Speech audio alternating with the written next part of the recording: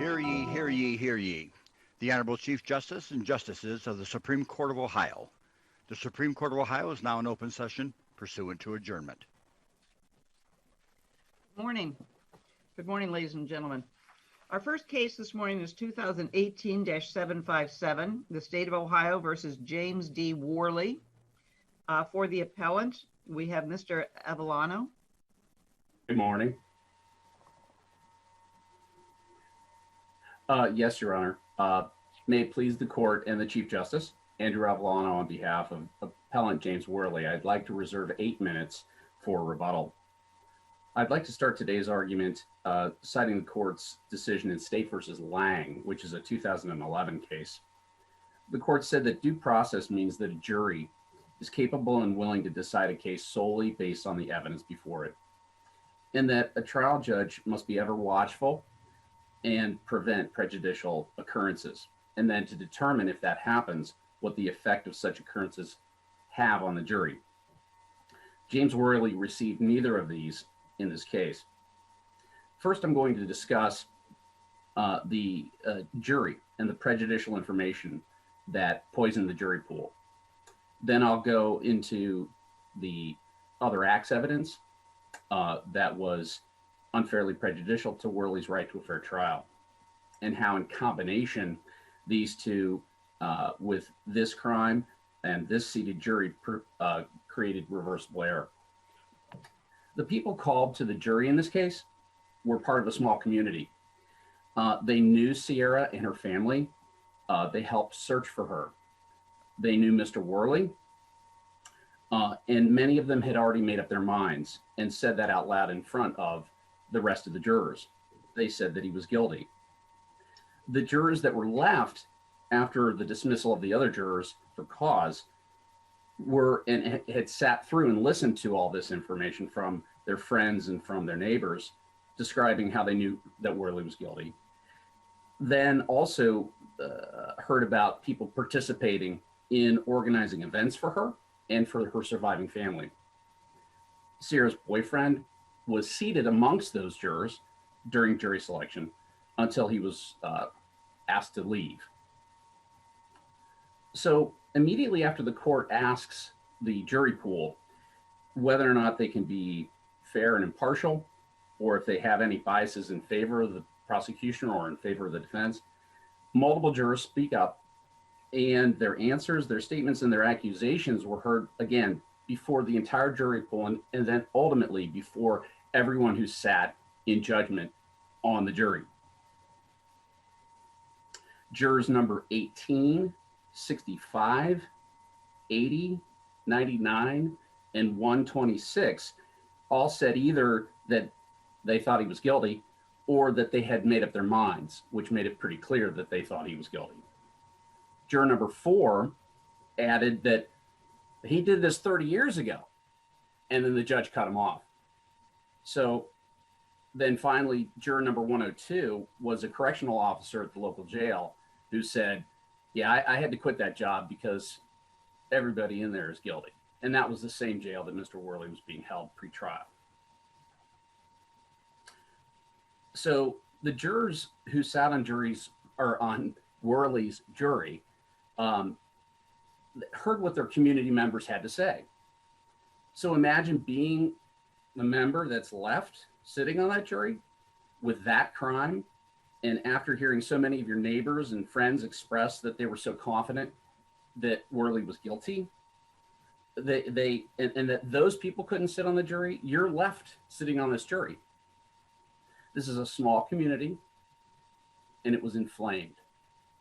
So with that, they were unable to decide Worley's fate just based on the evidence before it. They were unfairly prejudiced by hearing their neighbors and their friends' opinions.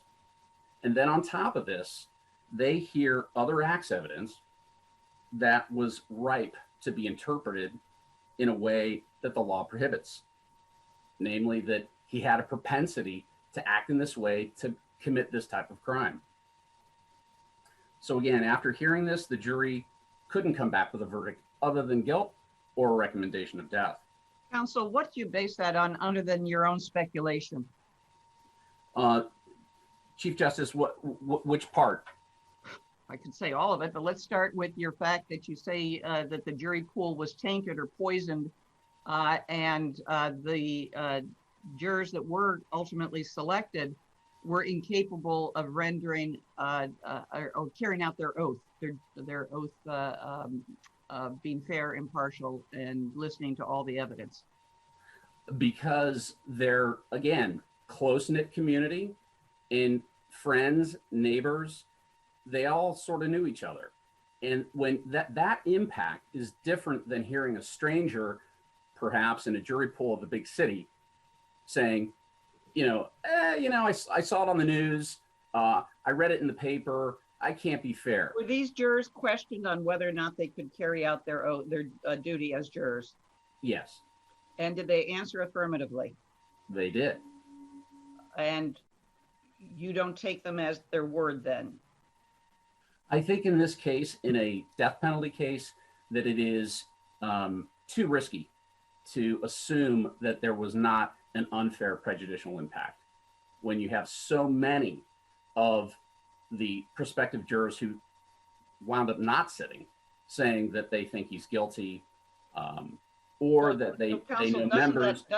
Doesn't that prove or demonstrate that the jury selection process works, where those that did have a preconceived idea were weeded out, and those remaining assured the court, assured the defendant and the state that they could fulfill their responsibilities? Under ordinary circumstances, I would agree with that. But in this situation, the statements were so outrageous and so damning of the defendant that I don't believe that in this circumstance, in this small, tight-knit community, that we can assume that the remaining jurors were not unfairly prejudiced against the defendant. Well, who has the burden to show that they were? The defense does. Okay. And you're saying we're going to assume it. We're not going to, based on what evidence? That's what I'm trying to ask you to. The evidence is the statements from the jurors who were excluded. The statements are one thing. What evidence do you have that the jurors that remained on the jury in the jury box were tainted, other than your assumption? It is a reasonable inference, I believe. It's a reasonable inference that they were prejudiced based on these other statements from their community members. Okay, proceed. Thank you. So moving on to evidence rule 404B, it obviously prohibits the introduction of other acts to show that the defendant acted in conformity with the charged crime. As the court is aware, there are a number of reasons that other acts evidence can be admitted. In this case, the issue in controversy was identity. So the judge first asks, is the evidence relevant? Was the prior conviction from 26 years ago relevant for the particular purpose that it's offered, which is identity?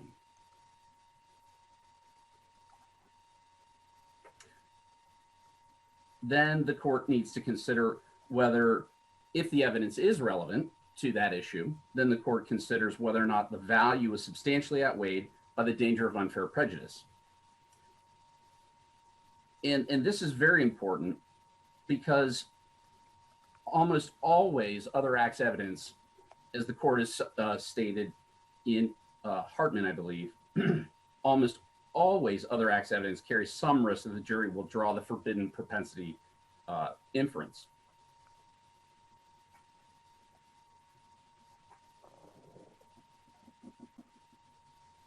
So in this case, by the end of the trial, after the jury heard Worley's admissions and the DNA evidence, identity really wasn't an issue. It wasn't really in dispute at that point. So the question becomes, if the evidence is only slightly probative of a non-propensity theory on the part of the state, but it's highly likely to be unfairly prejudicial, then the evidence must be excluded. Well, Counselor, whose job is it to weigh how much propensity the other act's evidence is? Isn't that the trial court and that's review for abuse of discretion? It is the trial court's job to make that judgment, yes. So in this case, you've got a woman whose bicycle was bumped by a truck, was put into a truck, hit on the head. I mean, why isn't this enough of a particular modus operandi to be probative of the fact that this is how this person operates in committing this particular type of crime when abducting a young woman? Yes.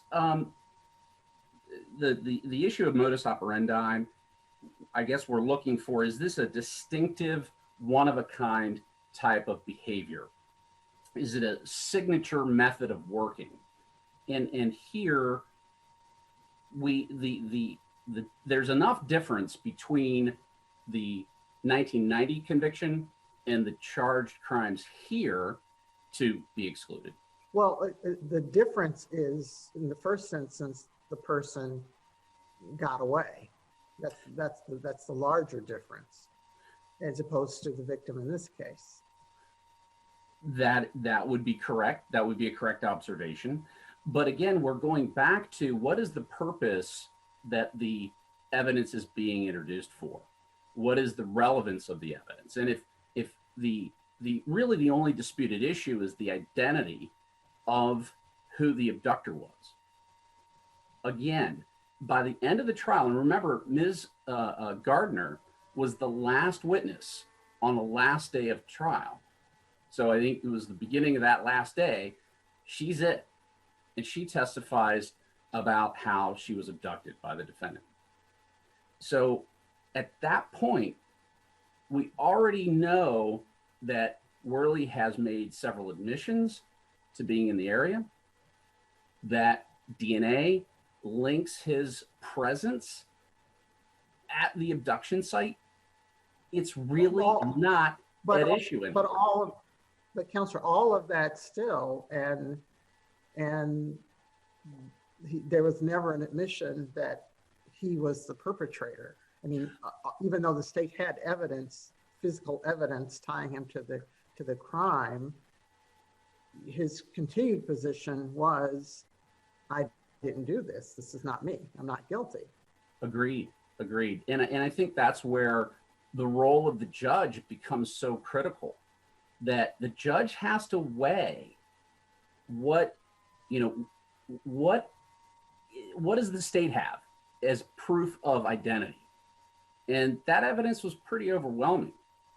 So what is the value added to proving identity versus unfair prejudice to the defendant? Well, what's the unfair prejudice here? I mean, Counselor, you just said that the state had a significant amount of evidence that linked your client to being the perpetrator. Undeniable, undisputable, indisputable evidence, DNA, etc. He had, friends' testimony against him. He had, a very solid case against him. Where's the prejudice? The prejudice is the human nature to assume that he acted in conformity with what he did 26 years earlier. That this is a guy who abducts women by the roadside. Okay, and so the pattern, when you say a signature, it wasn't a signature type of activity.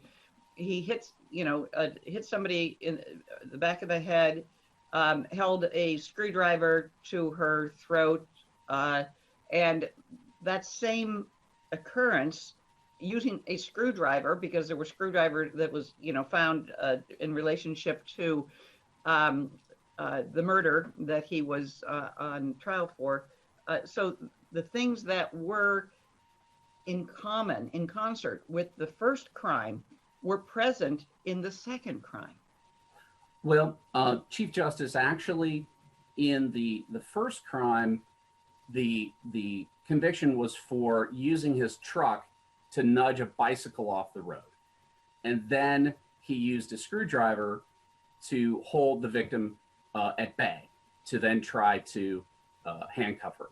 And Counselor, wasn't the nudge on a road near a cornfield? Yes, it was.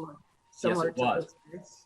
Okay. And in this community, this is a rural community, so abductions by the roadside probably are going to be by some field of produce. But back to the Chief Justice's point, in the charged crime, there was a hairline fracture in the back of the skull. In the 1990 abduction, I do not believe there's any evidence that he struck her in the back of the head. In the charged crime, there was no evidence presented that a screwdriver was used to hold the victim at bay. There was... But a screwdriver was found, correct? Screwdriver was found in the presence of automotive fuses and some other items from the defendant's motorcycle. So they're really, again, the screwdriver, there's no evidence that he used the screwdriver to hold the victim, in this case, at bay. So I think there is significant difference between the two events. But again, going back to it, I think that proves the point that this is a guy who uses a screwdriver to hold his victims at bay by the roadside. But the ultimate issue, the ultimate question, is the identity of the perpetrator in this case, not the 1990 case. That's the unfair prejudice. That when you allow the 1990 case in, it unfairly prejudices the jury to believe that he acted in conformity with. Mr. Avellano, are you also concerned, since you argued cumulative effect of error, that the juror who was dismissed earlier statement that I know he did this 20 years ago, plus this evidence of other acts, cumulatively creates a problem? Yes, very much so. Because we have this crime, which is of a disturbing nature, and we have the jury who heard from one of their friends and neighbors, this guy did this 30 years ago. So we have a tainted jury and evidence. So let me follow up just very quickly. This is Fulton County. This is pretty rural. And it looked to me like the veneer panel that there were over 200 jurors called from a fairly not populated county. And it looked like the judge made a lot of efforts to understand the population and also to caution them daily. How could the judge have changed that? Because it seemed like the judge was being very careful. I think this was the first death penalty case for this judge. I think what he could have done is he could have used individual voir dire more thoroughly. That there was a number of jurors who said, this was the biggest thing to happen in Fulton County in a long time. And people were watching the TV, they were reading the papers, they were on Facebook with all their friends in the community. So where did they pull 200 people together in the courthouse? Did they have to go to a gymnasium, or did they do 200 at a time? No, I believe that the courtroom was large enough. They had two groups of jurors so the first group of potential jurors were all in the courtroom. And that's where the majority of these damaging statements were made, in the presence and hearing of the jurors who ultimately sat in judgment of Mr. Worley. So there were two groups, but the second group didn't hear what the first group heard in terms of other jurors' comments, correct? Correct. But no one in that second group sat on the jury. All right, thank you. Counsel, is it appellant's position then that in a rural county in a death penalty case, every potential juror must be individually questioned, even if you have to go through 300 or 400 people? Is that Perhaps. the position?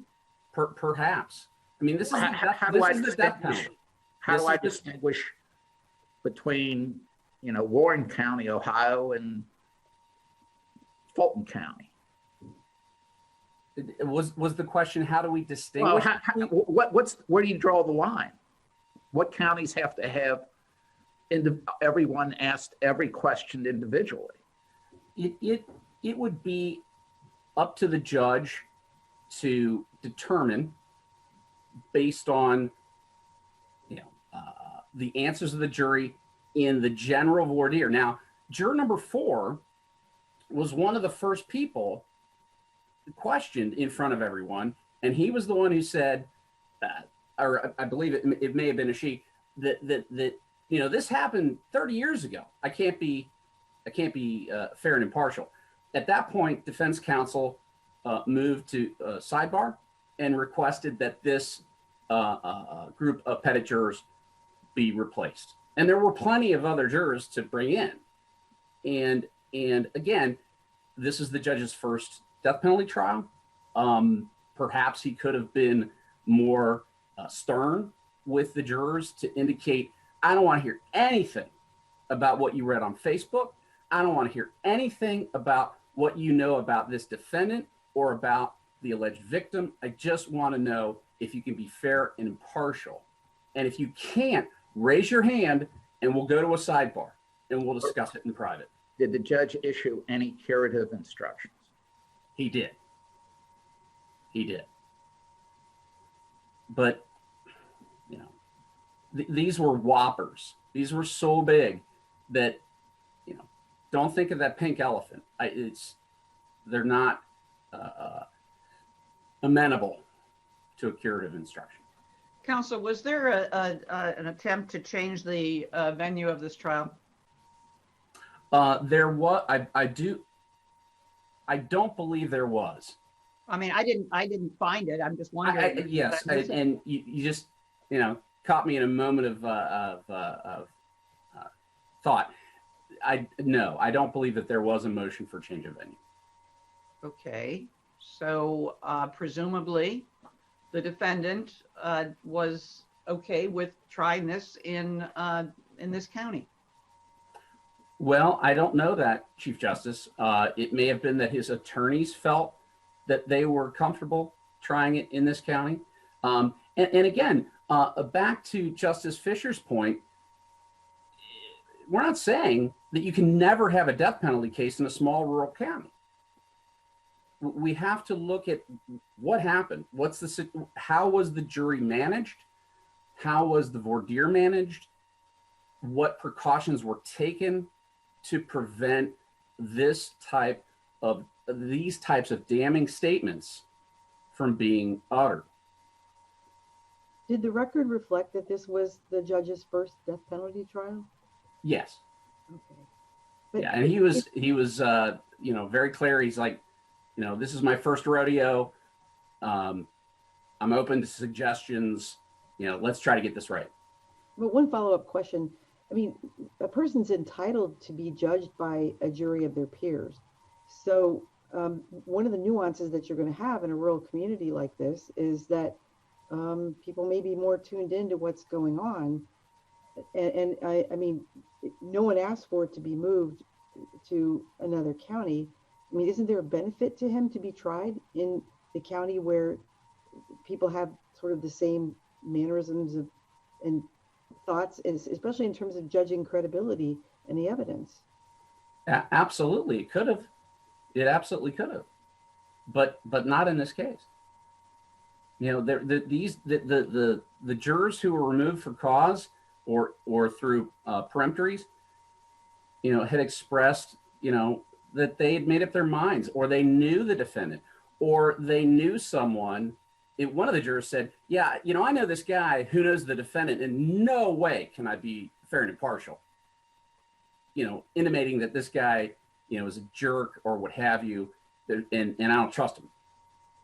So it really could cut both ways. And in this instance, it cut against a fair and impartial jury.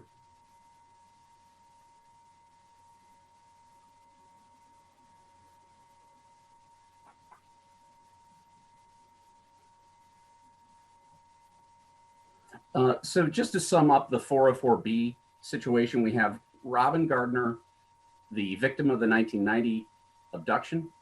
She's the last witness in this case, and she was a member of this community, a member of the community that had been traumatized, and one of the people that the other jurors would have known.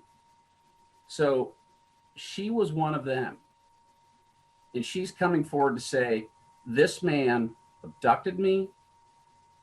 What is the jury supposed to take from that? Again, ultimately, the issue is identity, and there was more than enough evidence for the jury to determine that Mr. Worley was the one involved in her abduction. And so to admit this evidence, the weighing was pretty straightforward.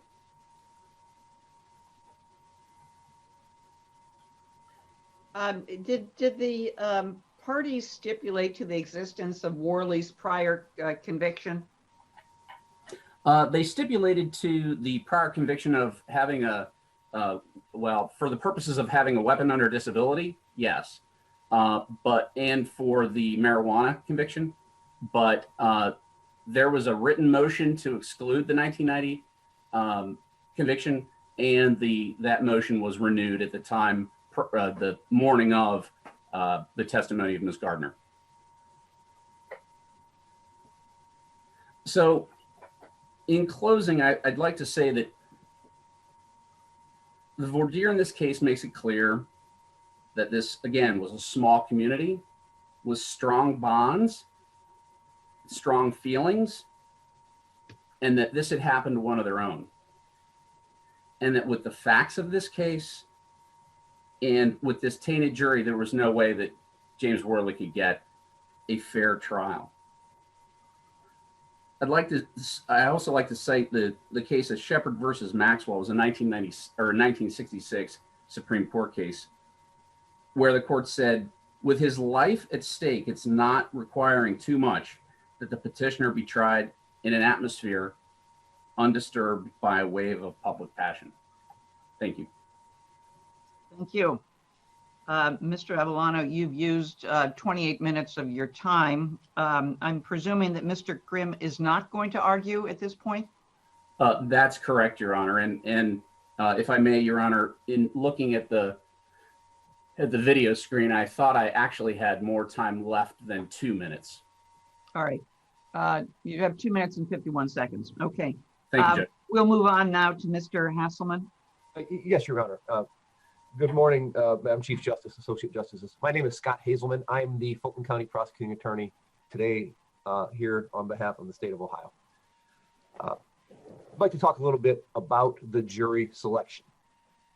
As Mr. Avellano pointed out, Fulton County is comparatively a small county compared to Franklin County, Cuyahoga County, roughly 43,000 people.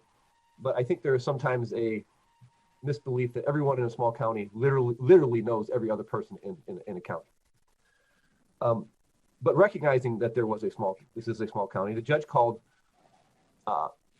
to call 400 people as an initial jury pool, because the goal of the court was to get 50 qualified jurors, death penalty qualified, free of any bias, able to sit, pass for cause.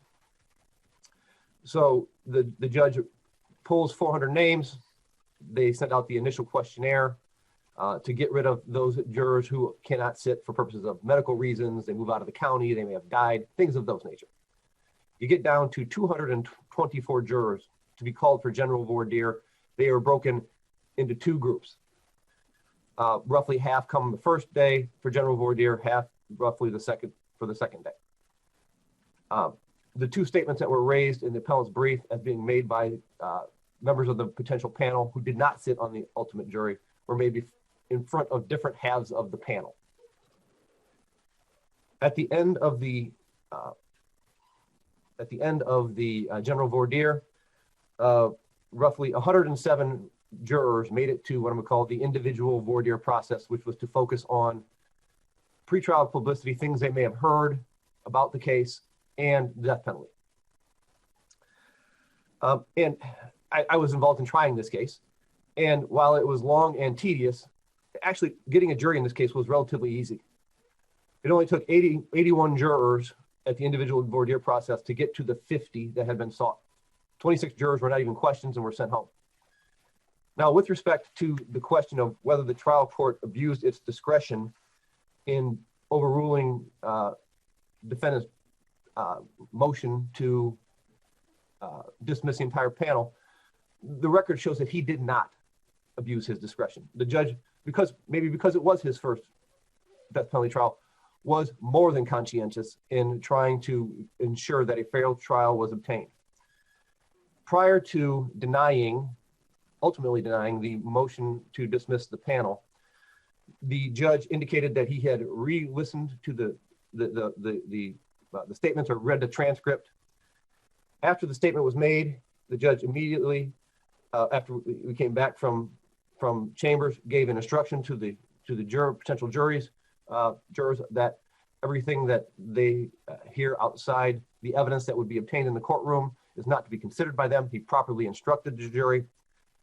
And in overruling the motion, the judge recognized that the jury was going to hear some level about the defendant's past, because there had been a stipulation that was going to be read to the jury that both Mr. Worley had been convicted of a felony offense of violence and a felony offense, drug offense, because those were elements of his, the charge of having weapons under disability. In fact, after the second statement, in front of the second panel, the judge actually, after instructing the jury, pulled them immediately and says, anybody here who can't be fair based upon those statements? And the judge indicated that he was completely satisfied that the jury panel left at that moment when he denied the motion had not been affected by those statements. He's not even sure everyone who was a potential juror even heard the statement of juror number 4. That's what he said. And in fact, indicated that, importantly, all of these people who got selected past the general voir dire stage are going to be subject to individual voir dire and can be asked about their position on this case, which is exactly what happened. And I think that is really the crux of the issue, because in the individual voir dire process, the court would ask questions, counsel would ask questions as one would expect. And at the end of the court's inquiry, and I think it's important to recognize that counsel and the trial court are there. They don't have just the words on a page. They hear the potential juror. They understand the body language. They hear the tone. And I think at the end of almost every juror, I believe the judge would ask something to the effect, nothing that they'd previously heard about the case would impact their ability to render a fair verdict, and that they would decide the case based solely on the evidence that was presented in the courtroom. And all of those jurors indicated that they would. There was not, every juror who actually decided Mr. Worley's case indicated that they did not have an opinion about his guilt. There's nothing that they'd previously heard about the case would impact on their ability to render a fair verdict, and that they would decide the case based solely on the evidence presented in the courtroom. And I think that is underscored by the fact that of the 12 jurors who decided the case, 11 of them were passed on for cause by both parties. And juror number 40, who was the juror who was a challenge for cause by the defense, it's clear that that was completely unrelated to anything having to do with what that juror may have heard. That challenge was clearly related to the fact that juror number 40 did not have a complete understanding, as many people who are not lawyers don't, what a mitigating circumstance may be, what is that compared to what is an affirmative defense, such as self-defense. So at the conclusion of individual voir dire, in that panel of 50 jurors, 46 of them have been passed on for cause by both parties. I believe 2 of the potential jurors have been challenged for cause based upon pretrial publicity. One was juror number 40, who appears to be related to death penalty related issues. And one of the jurors, I believe it was 137, who was challenged for cause. Actually, they had originally passed for cause, and then there was a later challenge for cause because I believe there was some just confusion as to whether that juror had potentially been challenged. So I think that the evidence clearly establishes that there was a fair and impartial jury who heard this case. The state would submit that under this court's decision in Adams, right, this court will not presume that an improper comment made by a potential juror will somehow bias the entire jury panel, and that the burden is on the defendant to establish that the jury was either unlawfully impaneled or that it could not be fair and impartial. And I think respectfully that the appellant cannot make such a showing in this particular case. With respect to the 404B evidence, when you go to address the question of how much evidence is enough evidence, I would simply direct the court to Mr. Worley's trial defense counsel's closing argument, because I reviewed that in preparation for today's hearing. And if you look at that, which at various points, defense counsel argued James Worley did not come into contact with Sierra Joggin that night. James Worley wasn't there. He didn't do this crime. He didn't do this. Mr. Worley was not involved. It didn't happen the way the state says it did. He was not involved in this. So the question is not that the issue of identity was not at issue. It clearly was at issue. It was a main factor of the defense.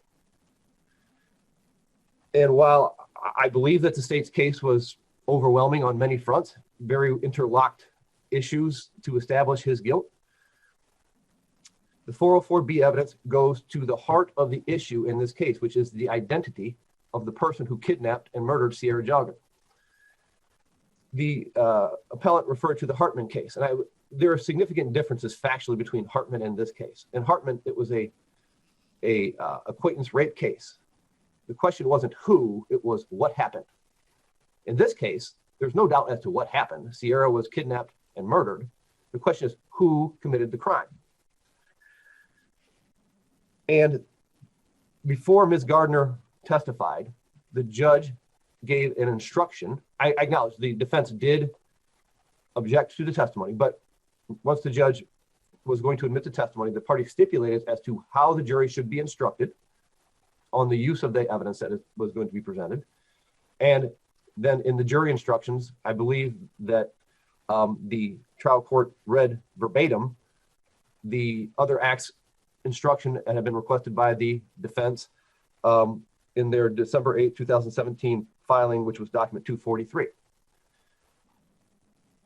So then we get to the question of, does the 1990 incident involving Robin Gardner, who was not a Fulton County resident in 1990, let's be clear, that was a Lucas County incident. She lived over across the line in Lucas County and is not a Fulton County resident today. She resides in a different state. You have, if you compare the issues, you have 2 young women. In 1990, Robin Gardner was 26, riding their bicycles on rural roads. They are knocked off their bicycle and both hit in the head. There was evidence, the question was asked if there was evidence that she had, Ms. Gardner had been hit in the head, and there was. She testified that she had actually been hit in the head, on the back of the head, resulting in a mild skull fracture and a concussion. The evidence being in this case that Sierra Joggin had been hit in the head with Mr. Worley's motorcycle helmet. You have, these are daytime attacks. And I think the most idiosyncratic nature of the similarities are the use of the screwdriver. Ms. Gardner's testimony at trial was that Mr. Worley held the screwdriver to her throat in order to try to obtain control over her. And in that he then took her to his pickup truck where he had handcuffs. He had got one handcuffed on her arm. They were struggling when another vehicle pulls up and she's able to flag that vehicle down and to be whisked away from the scene. In this case, Mr. Worley, when he met with police, acknowledged that he lost on his motorcycle ride 4 items: automotive fuses, his sunglasses, his helmet, and a screwdriver. Now, the abduction scene was up on County Road 6 near Ms. Joggin's home. In the eastern side, there's cornfields on both sides of the road. In the eastern cornfield is where Mr. Worley hid his motorcycle out of sight. And near that motorcycle was found automotive fuses. On the western side of the cornfield, western side of the road, in the western cornfield, where there were signs of struggle, corn knocked down, apparent blood found on the corn, DNA matches Miss Joggin, her bicycle's found in the corn. Mr. Worley's sunglasses are found in the vicinity near the western side of the road. His motorcycle helmet was picked up by a passing vehicle that evening and before being brought back. But it was in the western cornfield where Sierra was struggling with her assailant that the screwdriver was found. It wasn't over by his motorcycle and where he dropped his fuses. It was where the struggle occurred. Additionally, Ms. Joggin is found handcuffed, right? Ms. Gardner had been handcuffed. At the time her body is found, Sierra was handcuffed. And the handcuff has on it it was a bread tie, was a key, a very unique key, with a similar unique key being found on Mr. Worley's key ring when he was taken to jail. The officer who found, the investigating officer saying that he's, I believe, a 24-year veteran. It was a very unique key. He had never seen such a key in his career. There was also evidence that Mr. Worley had, for lack of a better term, kidnapping kits in his other vehicles. He had pre-looped zip ties under the floor mat of his green pickup truck. He had pre-looped zip ties in the passenger pocket of his red pickup truck behind the seat within easy access. In his various trucks, he had ski masks, pepper spray. Ms. Joggin had been found tied with rope. Rope were found in these trucks, duct taped. At his residence, handcuffs were found in one of his tool chests. Respectfully, the MO in this case is it follows along. It's very idiosyncratic. And in this case, it's not that the jury was asked or that they did use the defendant's character to show that he acted in conformance with that character. It's rather the characteristics of the specific facts. Mr. Hesselman, as Mr. Avellano stated earlier, this is a rural area. So if someone's going to be abducted, it's likely to be where there's high grass or corn, or I'm assuming a lot of the residents in the area have pickup trucks or some sort of a truck vehicle. And I did ask them about this obviously earlier, but in retrospect, what makes someone abducted from the side of a road in an area where there are a lot of cornfields in a truck so unique? Well, I think in this particular case, the fact that the fact that it's a rural area, I think, is relevant, because obviously a person who's going to act to commit a crime is going to do it in an area where they are not likely to be found. That's part of the planning of that type of event. But wouldn't that be a plan for probably a lot of criminally minded thinking people? Justice Stewart, absolutely. But I think the particularly idiosyncratic nature are the use of the screwdriver and the handcuffs readily at hand. I believe those are the things that, when taken in conjunction with what I'm going to call what would be viewed as maybe more common circumstances, right? Maybe somebody's going to have a vehicle to transport an individual away. Perhaps, yes. Would a person will most likely do this in an area that is more remote than in the middle of, town square? Yes. But when you take those facts together and then add in the particularly idiosyncratic nature of the handcuffs and the screwdriver, I believe that's what ties this all together as being the particular nature of the facts as showing identity, which was the central issue in this case. wouldn't you also compare the hammer and the use of the motorcycle helmet? It seems like it's a reasonable inference the jury could draw. Oh, absolutely. She was hit in the head with some type of object that was significant enough to cause, in Ms. Gardner's indication, a concussion and skull fracture. And in this case, I believe, if I remember the coroner's testimony, was Ms. Joggin, she had a deep wound on her forehead, which caused significant bleeding, which explains the blood on the outside of the helmet. She had a skull fracture in the left occipital region, which could have been from being hit by a motorcycle helmet, perhaps falling off the bicycle. But there are some similarities in the nature of being struck in the head, as being a mechanism to gain the upper hand before we submit the screwdriver is used to try to gain compliance. So when you look at the facts of this case, with identity being the issue, as this court said in Hartman, which was referenced by Mr. Avellano, as the importance of the factual dispute for which the evidence is offered to the more important that is to the resolution of the case increases, the more probative value a piece of evidence has, and the risk of unfair prejudice decreases. So the state would respectfully submit that in this case, with the defense to the very end denying involvement in the case, the indication that the state had presented DNA evidence, which is true, and that he put himself at the scene, which is true, it did not prevent the defense from being that Mr. Worley did not commit this crime. So with identity being the central issue, we respectfully submit that the trial court did not abuse its discretion in allowing this 404B evidence, which we submit was, in the idiosyncratic nature of it, textbook 404B evidence. So unless the court has any other questions, I will yield the rest of my time and simply ask that the court deny Mr. Worley's propositions, that Mr. Worley's conviction be affirmed, and that his sentence be allowed to stand. Thank you. Thank you. Counsel, as I said, I think we have like 2 minutes and 51 seconds left. You'll have to unmute for us to hear you. Thank you, Chief Justice. My apologies. The judge said that he wasn't sure if anyone heard what juror number 4 said. In this case, death is different, and it's most reasonable to assume that the other jurors did hear it. But it wasn't just juror number 4; it was a whole host of other jurors and their statements that prejudiced the jury pool. As it relates to Gardner was over the line in Lucas County. It was nearby.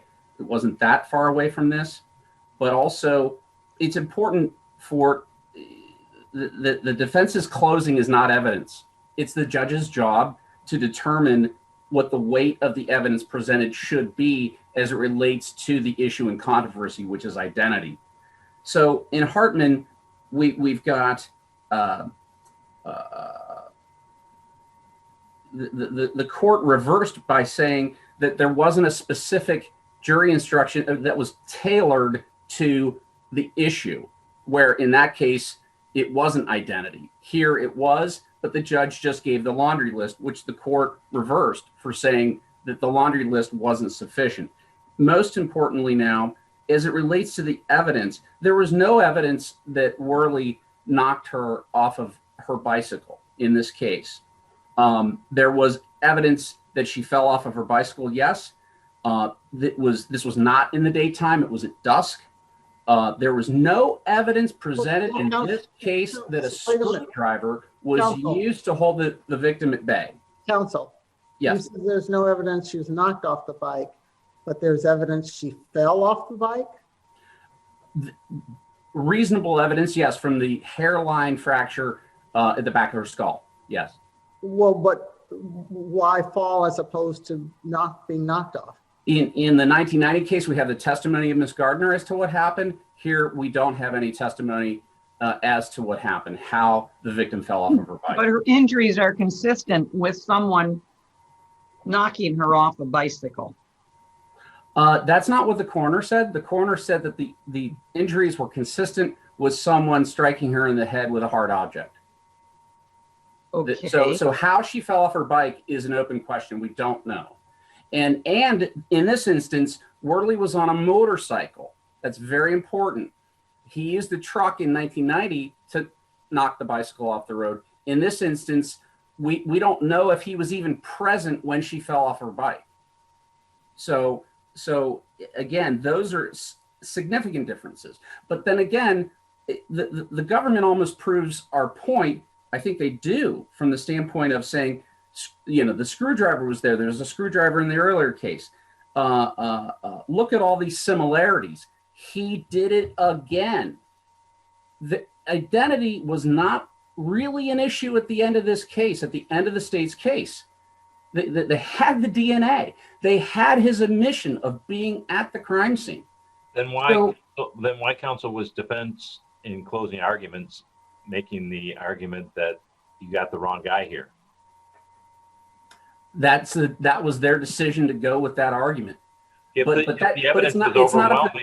the evidence was overwhelming, tying him there, from a strategic point of view, it would have been better to admit that fact and focus on mitigation, and then you could have kept out this earlier act. But this seems, under Hartman, this seems exactly the type of evidence that the state should be allowed to use when identity is an issue, as long as it's not overly prejudicial.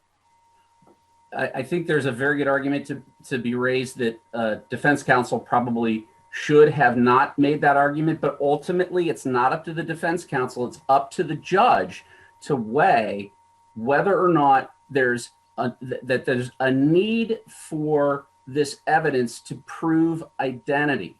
And there was overwhelming evidence that he was there and otherwise involved in the abduction. This was not even close. And these abduction kits that they said were in his trucks, that's not even relevant because Worley was on a motorcycle. So with that, I would like to wrap up if the court has any other questions. Well, counsel, how did he move her body? The allegation from the government is that he came back and used a truck to transport the body after the initial contact, and would assume a detainment of the victim. Okay. All right. Well, hearing no other questions, thank you, gentlemen. We will take the matter under advisement. You'll be notified of our decision. Thank you so much. Thank you.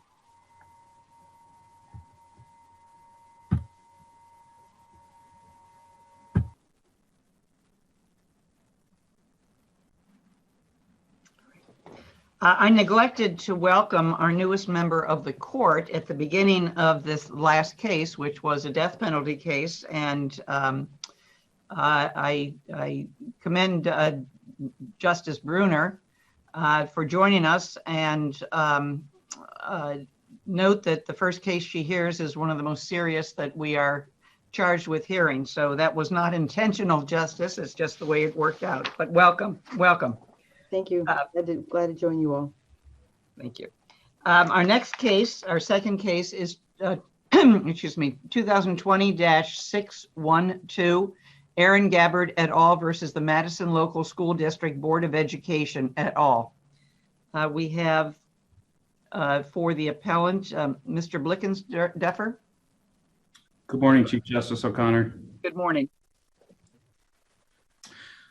Chief Justice O'Connor, and may it please the court, I am Matt Blickensdorfer on behalf of the Madison Local School District Board of Education and its superintendent, Dr. Lisa Tuttle-Huff.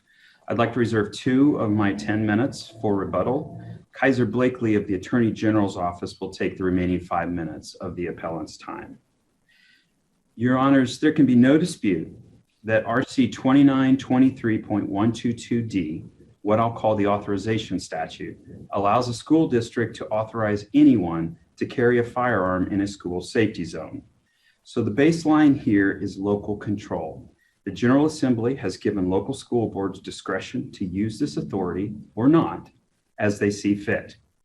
The question before the court, of course, is whether a separate statute, RC 109.78D, mandates completion of peace officer training for school employees who are so authorized under the authorization statute. Even on its own terms, Your Honors, RC 109.78D does not require peace officer training for school employees except those whose primary role is to provide security. This interpretation becomes even clearer when the authorization statute and RC 109.78D are interpreted together, as they must be.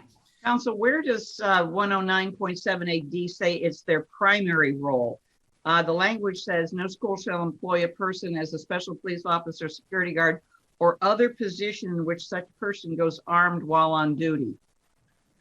It doesn't use the word primary, Chief Justice O'Connor, but the context of the provision, special police officer, a school security guard, or other position in which they go armed on duty implies that it is a person whose role is to provide security. Under ordinary linguistics, that's how English speakers understand that kind of sequence, that phraseology. Well, isn't it the teacher that is armed, or the employee of the school that is armed, is there to provide security? Are they not? The teacher that is armed is there to provide a backstop, excuse me, Your Honor, for the protection of staff. I mean, in a literal sense, is that providing security? Yes, it is in a literal sense. But if the General Assembly had intended, Your Honor, for all employees who are authorized under the authorization statute to be covered by 109.78D, this would have been a very strange way to have accomplished that. The phrasing is very particular, Your Honor. It's other position in which such person goes armed while on duty. And that, just as a matter of ordinary linguistics, suggests that it's a security role, not the algebra teacher who's been authorized to carry a weapon on school property. But the algebra teacher with a weapon on their person is there to secure the safety of the students and co-workers. In a literal sense, absolutely, Chief Justice. Okay, we're talking literal, reading. Now, not every school has a security guard or a special police officer, correct? That's correct, Your Honor. Okay, so in many of the schools in Ohio, a algebra teacher that is armed is the security on site. I have to agree with that. Yes, Your Honor. Yes, I agree with that. I mean, then how is that algebra teacher not a person in other position in which such person goes armed while on duty? How is that algebra teacher not described in that clause of the statute? Because, Your Honor, that clause is not separate. It's not discrete. It's connected to what comes before it, which is special police officer and security guard. And that residual clause, I'm sorry, Chief Justice. Well, it says or other person, so it's not the same as a police officer or security guard. Correct. It's intended, in our view, it's intended to be a residual clause to take care of nomenclature issues. For instance, schools hire, I'm sorry, is there a question? Go ahead, you finish your sentence. Yeah, thank you, Justice Stewart. It's schools hire employees called school resource officers. There's an example from an Attorney General opinion where the Parma School District hired someone called the Supervisor of Safety and Security. The residual clause, in our view, is intended to encompass those sorts of positions, regardless of what they are called. And in a literal sense, which is what the other side is advocating for, we can pluck words out of the phrase, position, armed and on duty and say, yes, those three boxes are checked in a literal sense. But as Justice Thomas has said, the literal meaning is often not the plain meaning. I think he said plain meaning is often not the literal meaning.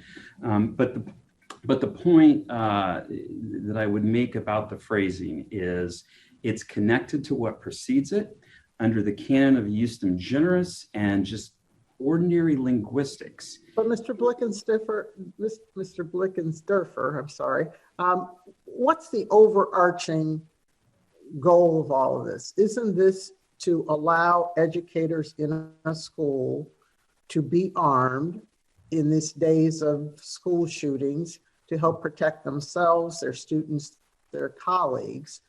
But then parents, I'm sure, are still going to want adults in the building with their children to know how to safely secure that weapon and to safely use that weapon, correct?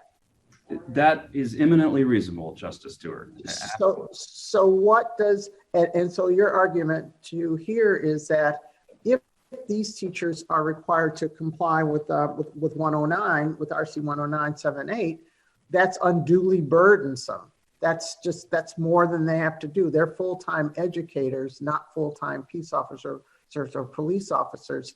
So then isn't it the legislature's duty to come up with something in between rather than for this court to say yay or nay to whether 109 applies? Justice Stewart, in response to that, I would say, look, I think there are very valid policy arguments on both sides of this equation, and it's a very sensitive and potentially, well, in the case of Madison, has been controversial issues. I agree with everything you said about that. Whatever the policy considerations, though, aren't telling us what the General Assembly has already chosen. And in our view, if the General Assembly had chosen that any school employee who's armed at the school after receiving such authorization were subject to peace officer training, then the General Assembly would have much more clearly said that. 109.78D. Well, but isn't it incumbent upon the General Assembly to know the laws that would be applicable? If the statute that authorizes an educator to have a gun inside or around the building, then that doesn't mean that all other provisions of the revised code does not apply. Oh, I absolutely agree with that, and we'll concede that, Justice Stewart. If this court concludes that residual clause of 109.78D covers a teacher who is authorized to carry a weapon at school, but even though that's not her primary responsibility or that she's not in a primarily security-oriented role, if the courts were to conclude that, then absolutely 109.78D applies. That teacher has to go to peace officer training. My side loses this case. Well, again, you go to the primary purpose, and that's not included in the statute. But let's say in worst possible scenario, there's an active shooter in the building. Wouldn't we want the people whose primary purpose is not security, is teaching, is custodial work, is clerical work, but there's an active shooter in the building, and there are employees who are non-police officers or law enforcement people who have weapons. In that scenario, we're going to want someone who has that weapon to be trained somehow in some way, to I guess counter the adrenaline flowing, know about safety procedures. I wouldn't want me in a building with a gun just knowing that pulling the trigger does the job. So why are they different when it comes to an actor shooter scenario? Well, they are, and I agree with everything you said about that, Justice Stewart, as a policy proposition. You'll get no argument from me about that. So if we say 109 doesn't apply, then do we allow non-law enforcement personnel to carry a weapon If and you just say, hope that they do the right thing with it? if you say 109 doesn't apply, we're entrusting local boards of education to make these decisions appropriately. And they are entrusted with all sorts of decisions regarding the safety, education, development, welfare of school staffs in Okay, Ohio. well, in this particular case, if we say 109.78 doesn't apply, if we say today it doesn't apply, then what is there in place? Because I'm assuming if we say it doesn't apply, then the members, the non-law enforcement educators in the school can begin to carry, can bring a weapon into the school. What is there in place that ensures parents that there is some safety with these weapons being probably in close proximity to their children, how they're locked up, how they're used? What's in place now? Two things, Your Honor. First, if the school's policy is a concealed policy, as it is in the case before the court, then there are the training requirements and prerequisites that are applicable to anyone who has a concealed carry license in Ohio. Second. Okay, what if a teacher just wants to carry one on her belt? So it's not concealed. Well, it would have, for starters, the school would have to permit that. It would have to permit open carry. In that case, and it brings me to my second point in response to your question. Well, it only has to permit if it authorized, right? That's correct, Justice DeWine. That's correct. And the second backstop, we would not have a statewide legislative answer to that question, Justice Stewart. What we would have is local answers to that question. And in the case of Madison, the policy requires 24 hours of active shooter training, various background psychological checks, and so on and so forth. So the policy questions that you're posing are great ones, and they're the ones that the Madison School District wrestled with when it adopted the policy, and it adopted various prerequisites to make sure that the employees who were authorized had the appropriate amount of training in the eyes of the board. So it isn't, we're not in a scenario where it's a free-for-all. If you say 109.78D doesn't apply, there are some other backdrop Ohio statutes that would apply conceivably, at least in the case of concealed carry. But fundamentally, it's, in our view, the General Assembly trusted local boards of education to do what was appropriate for their individual districts. Mr. Blickensterfer, Yes, what is the difference between ordinary linguistics and plain language from a legal standpoint? There's probably not any, Justice Brenner. I'm using ordinary linguistics as a way of getting away from saying we should apply the canon of justum generis here. But justum generis, plain language, it's all coming down in this case, in our view, to basically the same principle, which is that ordinary English speakers look at a phrase, a sequence like this, A, B, or other C, and understand that C has to be interpreted within the context of A and B, what came before it. So I wasn't trying to use ordinary linguistics in any particular way. I was just saying that this principle that we're wrestling with here of interpretation really reflects the very common sense notion that words have to be interpreted in their context, not divorced from it. Thank you. Can we spent a lot of time talking about policy preferences, but I guess I'd like to get back to the language of the statute. And the chief was asking you about an algebra teacher. You had a conversation with the chief about an algebra teacher, but an algebra teacher who also happened to be authorized to carry a weapon. But if you look at the statute, an algebra teacher is not someone who is in a position that goes armed while on duty, is it? I fully agree with that, Justice DeWine, that a position in which such person goes armed while on duty That refers to the position, Is a not very whether they happen to be authorized to have a gun as well, right? That's correct, and it's a very odd way for the General Assembly to have described any employee who's authorized under the authorization statute. My response to Chief Justice O'Connor was indicating that, at least I was trying to, and it may not have been very articulate, that yes, if you pluck out the word position, algebra teacher holds a position at the school. If you pluck out the word or phrase on duty, yes, the algebra teacher is at the school working.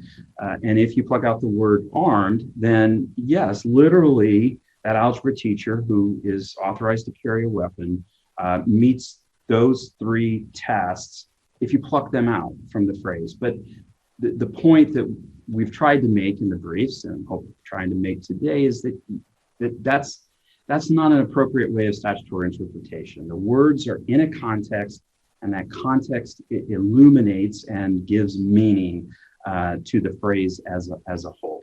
Counsel, would you agree that if a school building has a special police officer, that the algebra teacher would not be the designated person to be carrying a weapon?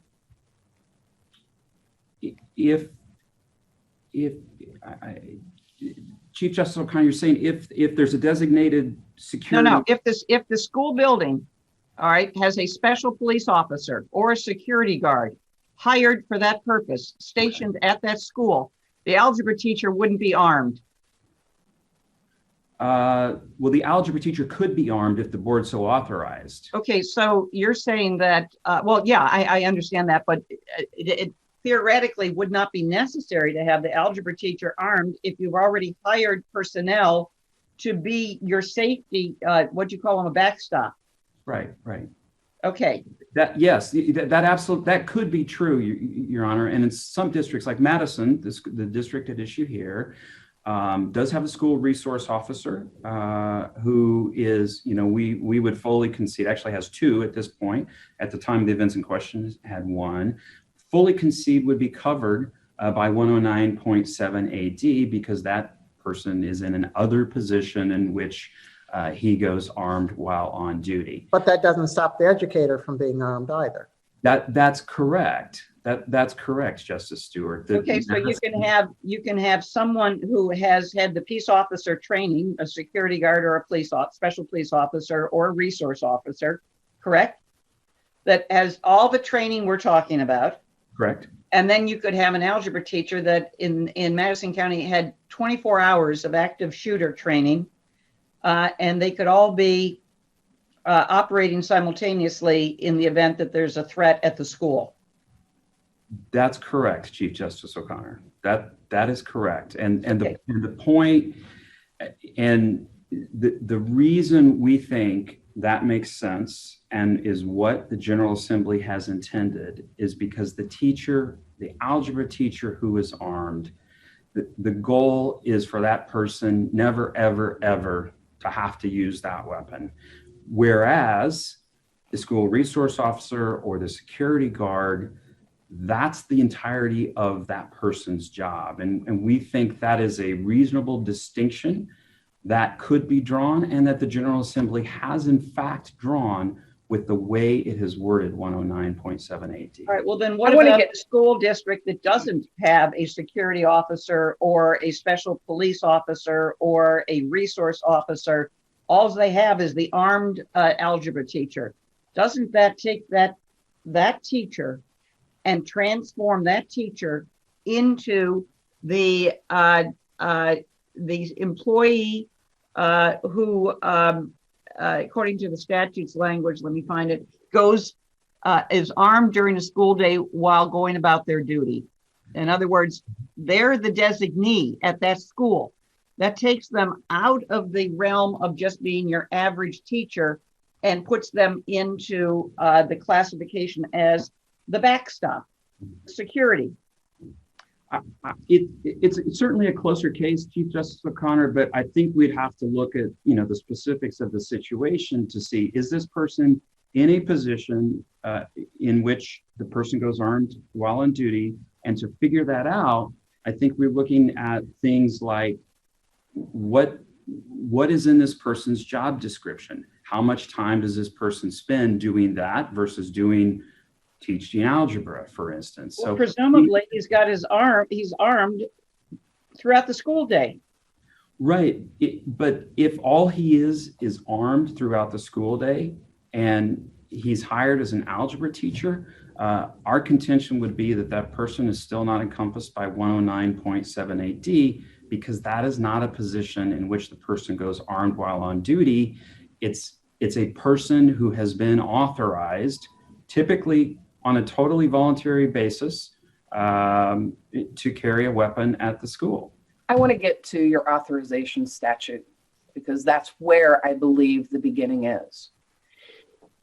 A concealed carry permit holder is still prohibited from bringing a firearm in a school. They can lock it in their car in a secure place, leave it there, but then they have to enter the building without that gun. That's the criminal statute. What you're calling an authorization statute is really something that says this concealed permit holder is no longer violating this criminal statute if the board gives them permission to conceal carry their firearm into the building. But in order for the school board to do that, they have to create a policy that would allow a concealed carry permit holder to bring it into the building. They establish the policies and the additional training mechanisms which would allow that permit holder to bring the gun into the building. You're not changing their role. They're not a security officer.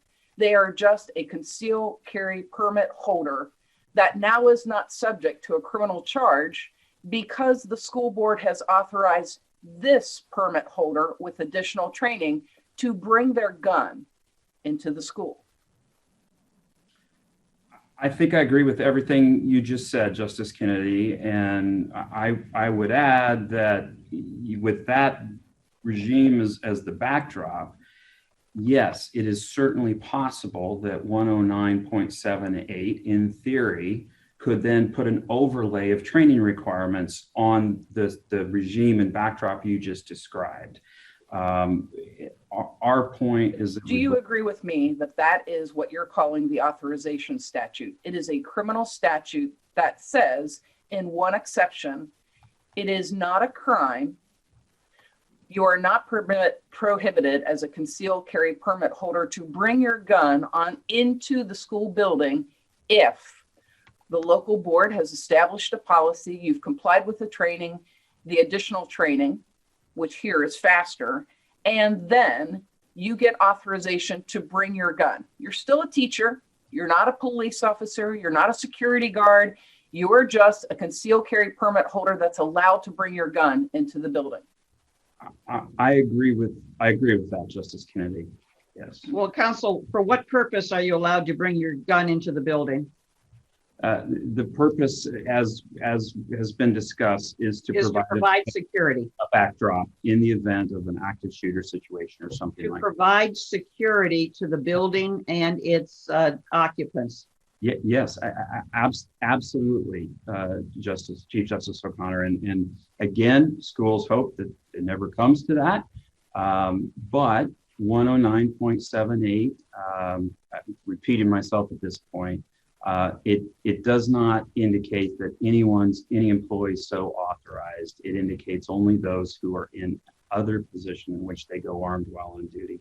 And we just think that is a very odd way for the General Assembly to have encompassed everybody that might be authorized. But it's not just everybody, it's whomever the school board authorizes to do this. So not every teacher, just because they have a CCW, can go in and bring their gun into the school.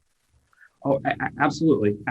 And if I was vague or unclear— No, you're not. I just want to make that point that this is a special person that has been identified to be a security entity for that school.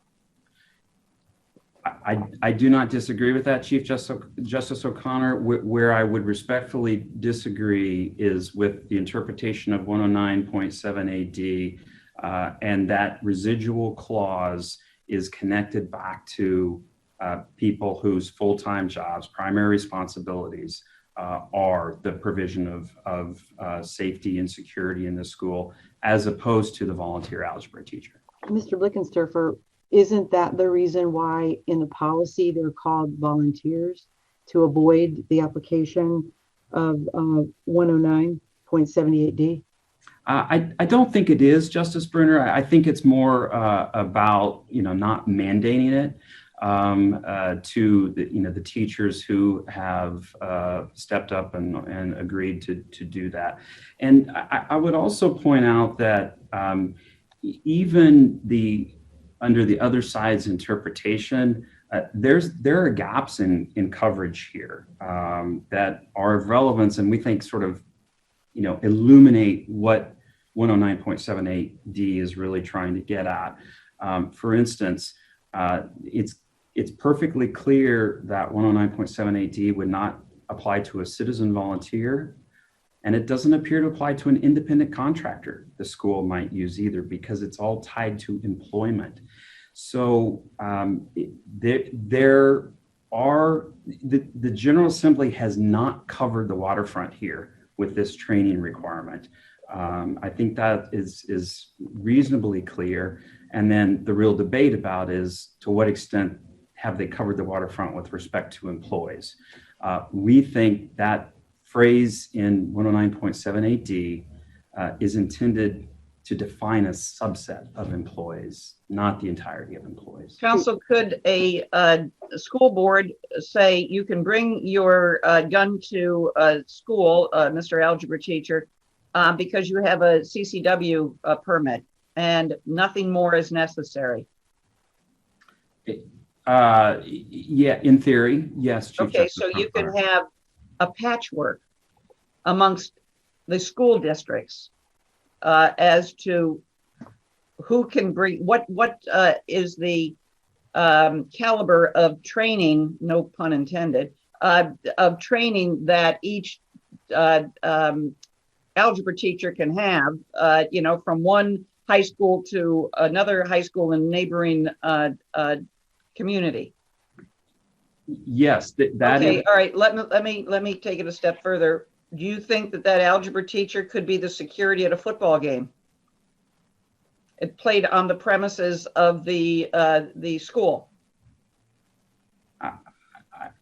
Well, that the board could certainly, if the algebra teacher is authorized to carry, the algebra teacher could be at the football game and carrying, and again, in a literal fashion, would be providing some form of security. I would still argue that algebra teacher is not in a position, unless she is mandated or that's part of her job description. I would still argue that she's not in a position in which she goes armed while on duty. She's been authorized to and has agreed to bring a weapon. Well, I'm just trying to create a scenario here when it would be pretty ridiculous to have the algebra teacher in a stadium armed and authorized to use their weapon, just be the security for the school. So, all right, well, we've used up quite a bit of time here, and I think Can I that just ask one thing, Chief? I mean, okay. You keep asking Mr. Blickensderfer about someone being the security for the school, but that's not what we're talking about here, right? We're talking about someone who's authorized to carry a firearm, is there in case there's an active school shooter situation with someone else. But if in that hypothetical, the algebra teacher became a security guard and their job was to provide security for the football stadium, then they would fall under the statute and have to have the extra training requirement, correct? I agree with that, Justice DeWine. So this is not a question of school boards authorizing teachers to be pseudo security guards. It's a question of school boards concerned about active shooter situations and wanting to make sure that some teachers who have training have the firearms available. And that's what this is about, isn't it? Absolutely agree with that, Justice DeWine. And in our view, the line that the General Assembly has drawn is between those employees who are in what is primarily and whose job duties involves being armed versus those employees who do not, but may be authorized to be armed. And reasonable people can disagree about that policy line, but we believe that the wording of the statute indicates that that is the policy line that the General Assembly has drawn. All right, we'll go with Mr. Blakely. I see we're well past time, so I'll just be very brief. Yeah, we'll give you 5 minutes, Mr. Blakely. Oh, thank you. Chief Justice O'Connor, may it please the court. I represent the Attorney General, and I want to make 2 quick points, one about the authorizing statute and one about the qualifications provision. First, with respect to the authorizing statute, Justice Kennedy resuscitated the law perfectly, and I think that answers Justice Stewart's question about the overarching goal of the authorizing statute and the qualifications provision together, and that is the General Assembly entrusted the local school districts to make decisions on a case-by-case basis as to what the needs and capabilities of each school are when preparing for an active shooter scenario. Chief Justice O'Connor mentioned there could be a patchwork amongst the states. That's exactly what the General Assembly wanted.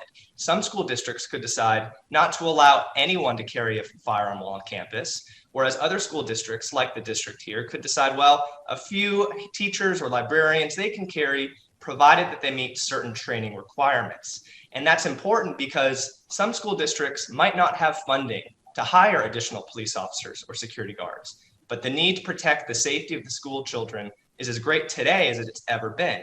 So the General Assembly wants those local school districts to be able to assess what are the capabilities of this school, what funding do you have, and do you think teachers should be allowed to carry? So then this goes to the second point. What does the qualifications provision do? Well, it doesn't strip those local school districts of that flexibility the General Assembly gave them. All the qualifications provision does is it's triggered when a school district employs a person in a specific type of position. Now, this case comes down to meaning.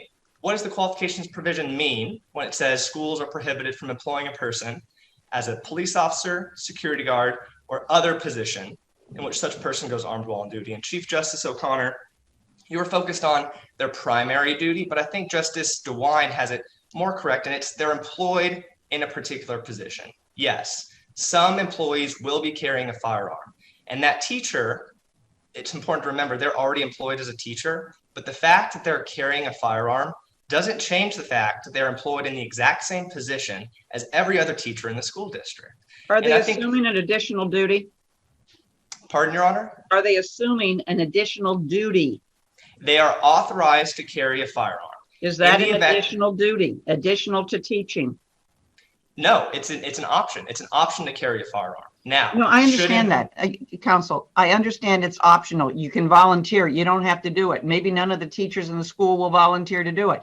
But once you volunteer to do it, you assume that duty, that privilege to carry a weapon in the school is placed on you, and that is your duty. So I think I want to use the word duty lightly here, because in one sense, to have that duty would mean you are required to act should there be an active shooter scenario. So in that sense, no, there is no duty. In another sense, yeah, you're carrying a firearm on campus. You could theoretically act in a way that other individuals might not act. But again, it doesn't change the position that they're employed in. And you brought up the example of the algebra. Someone, for example, a teacher volunteers to take on the key club. They're still a teacher, right? That's their primary position is still algebra teacher. It's not, doesn't change that position because they volunteered to do something else, does it? That's exactly correct. And we can go on and talk about all the different factual permutations in which this might arise.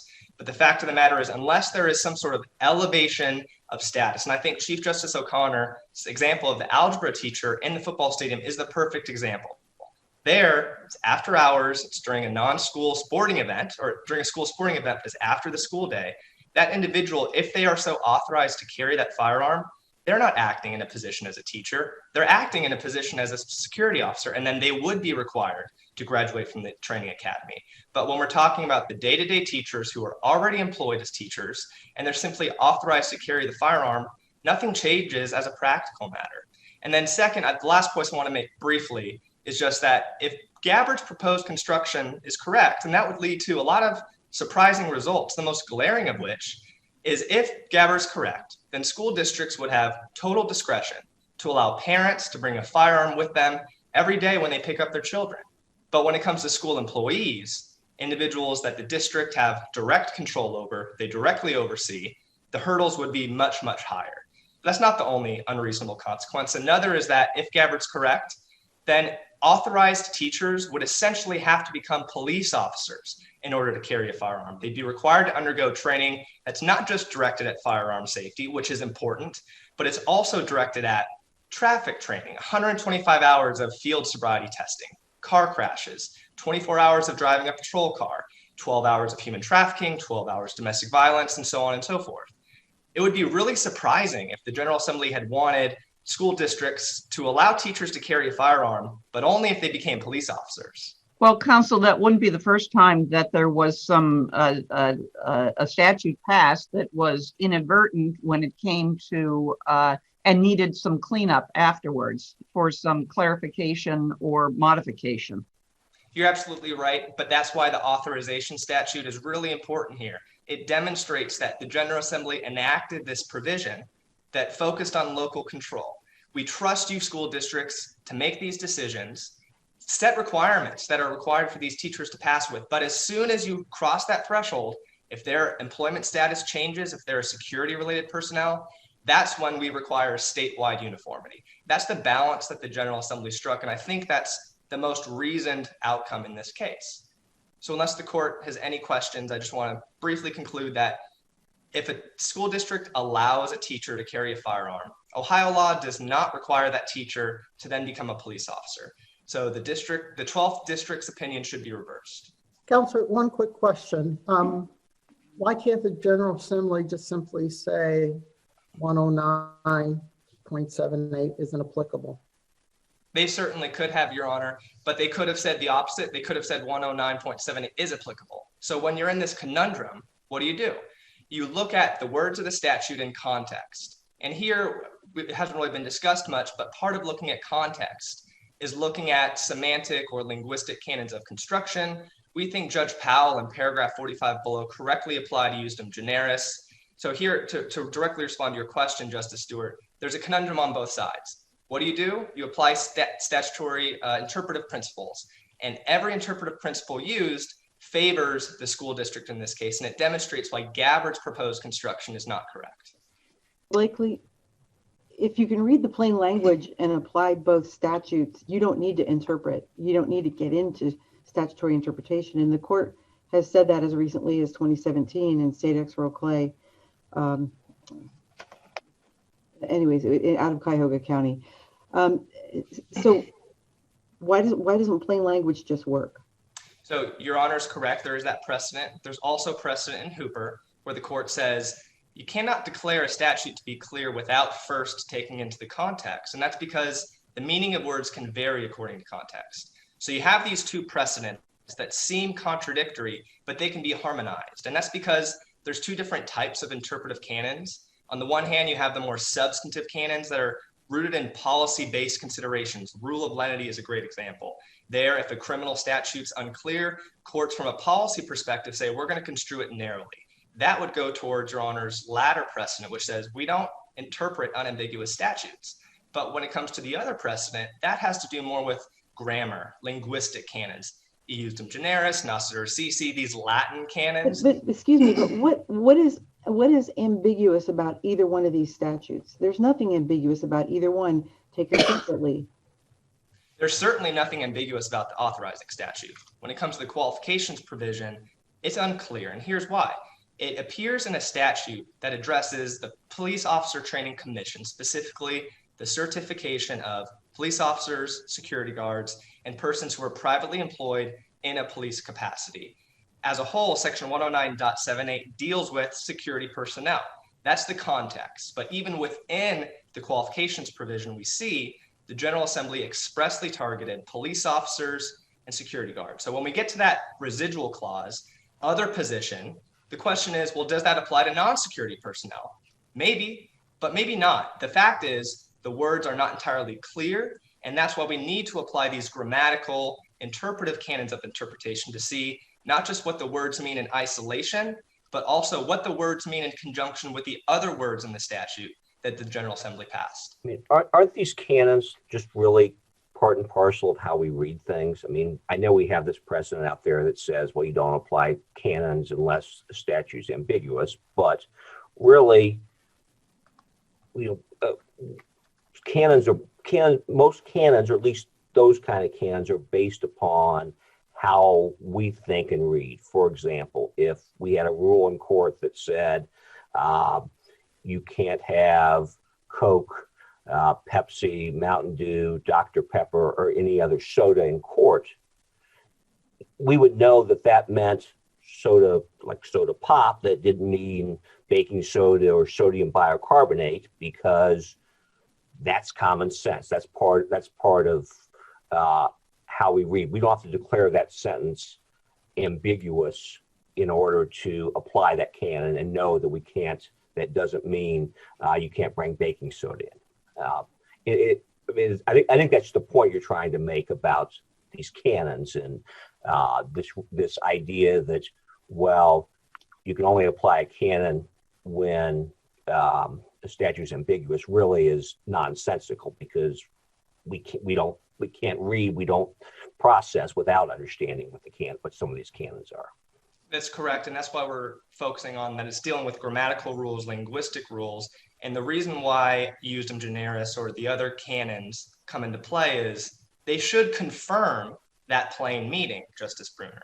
And here, Gabbard's proposed plain meaning is not confirmed by Iusdem Generis, which there's no question it applies. Mr. Blakely, it's Clay versus Cuyahoga County Medical Examiner from 2017, and we specifically said, under our rules of statutory construction, ambiguity means that the statutory provision is capable of bearing more than one meaning. That doesn't fit in your scenario unless you can explain to me how it does. It's not that it's capable of bearing more than That's one the law. meaning. That's the black letter law I just read to you. Oh, certainly, Your Honor. But when we're applying that black letter law to our case, in light of the other precedent that says you need to take context into consideration, when we look at that statute, first pass, ordinary citizen reading this, it's not entirely clear that that language would apply to a non-security personnel. And so we need to dig a little deeper. We need to apply those grammatical rules and say, confirm that plain meaning reading. And when we apply Iusdem Generis, it confirms security personnel are not covered by the qualifications provision. But you know, the problem is when we don't like the outcome, I mean, sometimes the plain meaning means that we don't like the outcome, and it's not our job to change what the legislature is required to change. If we're going to stay in our own lane, if we apply the plain meaning and it works, we don't need to go any further. And we've already said that. You're absolutely right, Your Honor. It's not an outcome-based test at all. And again, that's why we keep drawing back to that authorizing statute. We need to keep in mind what the General Assembly enacted. They enacted a provision that entrusted the local school districts to make these decisions. So then when we're also reading, well, when does the qualifications provision apply? When is it triggered? We don't care about the outcome. We just care about what the General Assembly enacted in light of the authorization statute. Well, but it's apples and oranges, because the school districts can enact these, they can adopt these policies, but the training issue is something that's already in the statute that they have to comply with. And I'm having trouble seeing how we read all this other into it when the two statutes can work, maybe not the way we'd like, but they're there and they work. It's not that we would like them to work a certain way. It's the way that the General Assembly wanted them to work. They entrusted the school districts to enact training requirements. The policy at issue here, the teachers have to go active shooter training. They have to obtain a handgun qualification certificate. They have to pass a background test, drug test, mental health examination. Those local school districts, they're accountable to their community. The General Assembly knows that. And so if they, in the example I think was brought up earlier, if they just willy-nilly allow teachers to bring firearms on campus, they almost assuredly will be voted out of their seat, and a school district will enact much stricter training requirements. But the General Assembly also wanted statewide uniformity when it comes to that threshold, when you're not just a teacher, you're not just a librarian, you're a full-blown security guard. That's when statewide uniformity is required. I want to go back to your answer to Chief Justice O'Connor, and it was interrupted by another question. And you said they could act, but they are not required to act. There is no elevation of status, no duty. What do you mean by no duty? They could act, but they are not required to. I think it's reasonable to assume that even if a school district authorizes a teacher to carry a firearm while on campus, that individual might be hesitant when the time arises. They might decide, I'm not fully comfortable with the situation. Maybe it's because of the locale of the shooter. Maybe it's because of where they are positioned. They essentially, just because they are carrying a firearm, does not mean that as soon as a rogue shooter enters premises, they must draw their weapon and they must fire. In fact, that's what training those individuals would be important, knowing when to pull out your firearm and knowing when not to. And would you say that's the same if you're a police officer or hired security? Or do you have the obligation to act because you are the police officer, you are security? I think it would come down to the job description, but I would bet my bottom dollar that those security guards, those police officers, they are hired to actively protect the safety of the children and the employees, whereas the teachers, it's more of a, as my friend Mr. Blickensturfer commented, a backstop. They're there just in case, at the last resort, and hopefully that is how these local school districts can protect our children. What's the first resort? I'm sorry, Chief, go ahead. Counsel, what's the first resort? They're the last resort. What's the first resort? Hopefully, if the school districts have enough funding, they're the police officers. Okay, but they don't. But they don't. You've got algebra teachers carrying weapons because you don't have a security officer, you don't have a police officer, you don't have a resource officer. You got nobody but the administration and the teacher and maybe the librarian. So this is why it's important. It's not a title test, it's an effects test. If we're in that type of school where there is nobody, yet the school district says, listen, we need some protection, 6th grade algebra teacher, we are going to vest in you this power. That is a substantive change in employment position. We expect there to be paperwork filed, signatures, advance in pay, so on and forth. But substantively, that employment position will change. And then that individual would be covered by the qualifications provision. Wait a minute. Are you saying that that happens in school districts? Oh, we're not saying that happens, but this is the point of what the General Assembly wanted. They wanted to give those school districts the flexibility to decide what capabilities do we have and what do we need to do to protect our children. And if they need to do what Your Honor is suggesting, then likely that individual would fall within the qualifications provision. So you're saying if the algebra teacher is the only armed individual, adult in that school, that transforms them into a security officer? Not necessarily. There's a lot more that goes into it. It's not just a clean, oh, you're the only one, you must be qualified. It's what goes into it. What did the school district have in mind when they vested the power in this individual to carry a firearm? Admittedly, there will need to be some factual determinations, and courts deal with these things all the time.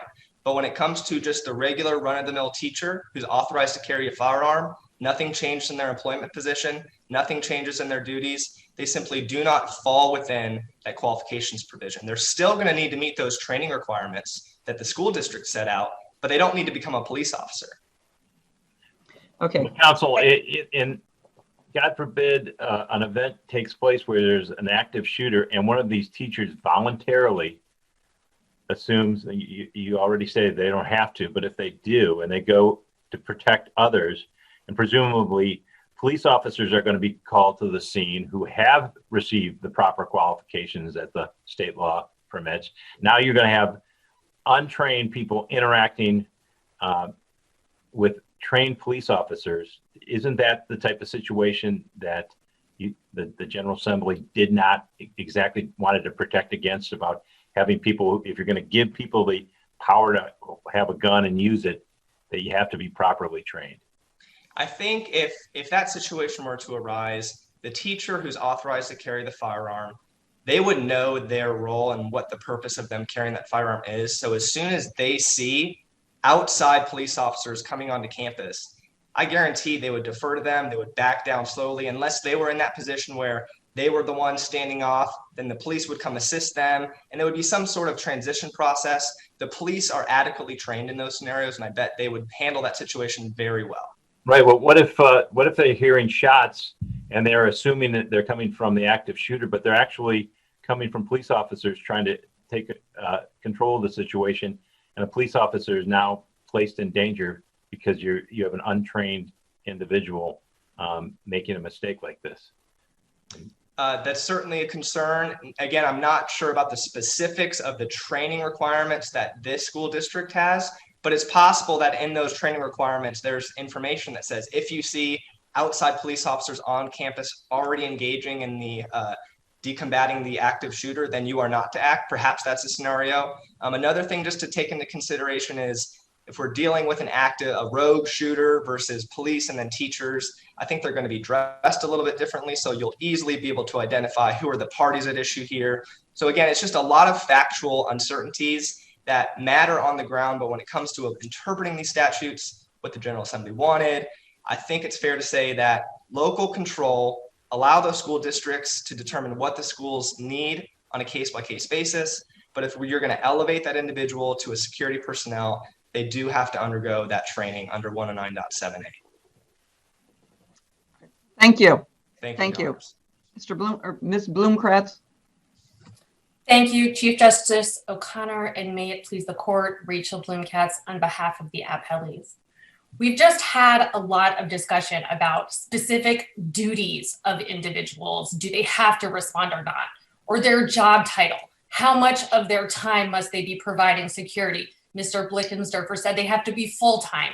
Then we're talking about maybe just at a game in the evening. We've talked about, well, did they sign particular papers that say special things, or what was the school's intent in allowing them to go armed? Under the Attorney General and the board's interpretation, by the Attorney General's own admission, there could be countless factual permutations. That's what he writes, that boards and teachers and parents and courts will have to sort through to try and figure out who is covered or not. But that's not what the legislature did. The legislature drew a bright line with its text, its plain language text in 109.78d. It says, and I know we know the text, but it's important to come back to it. It says that a school cannot employ a person, right, a person as a special police officer, security guard, or other position in which such person, that employee, goes armed while on duty unless they have the requisite training or experience. The statute, by its plain text, is not limited to just security positions or similar or full-time security positions or positions requiring you to go armed. It just says other position different to or in addition from a security guard or a special police officer in which such person, that employee, goes armed while on duty.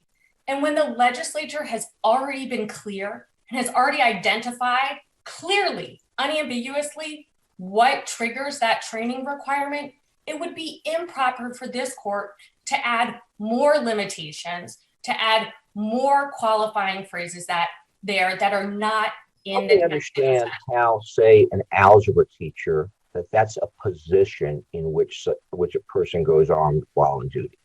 Because obviously, position, armed while on duty modifies position.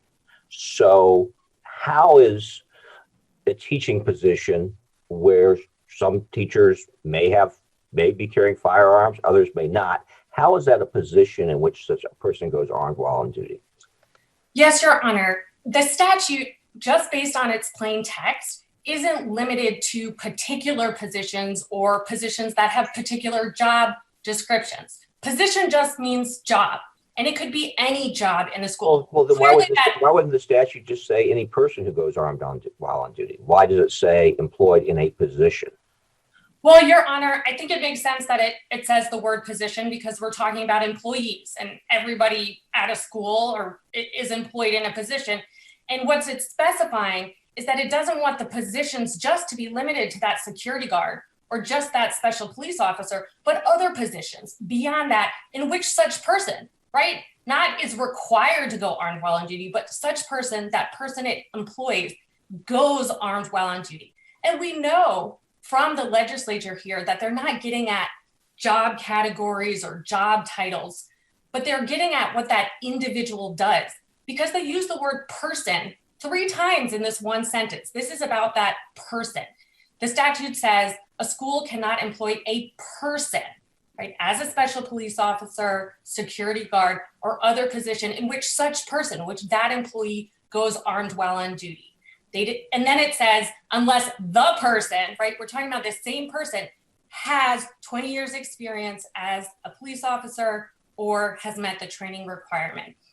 And that way, again, the boards, the courts, parents, all who are involved don't have to sort through. Does somebody do 51% of their time doing security? This guy is called the coach. Well, he does 2 periods of security outside.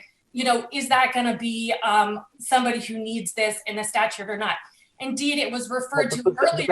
That's not, to be fair, that's really not what your opponents are asking for. I think what they're saying is position means whether it's integral to the position. I mean, that seems a pretty straightforward test.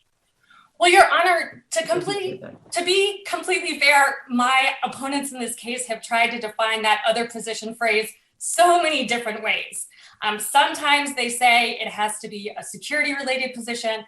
Other times they say security personnel. Sometimes they say primary duties. So that's not full-time or integral. Primary duties are security related. Other times they say you have to be required to carry a firearm or it be inherent in your job.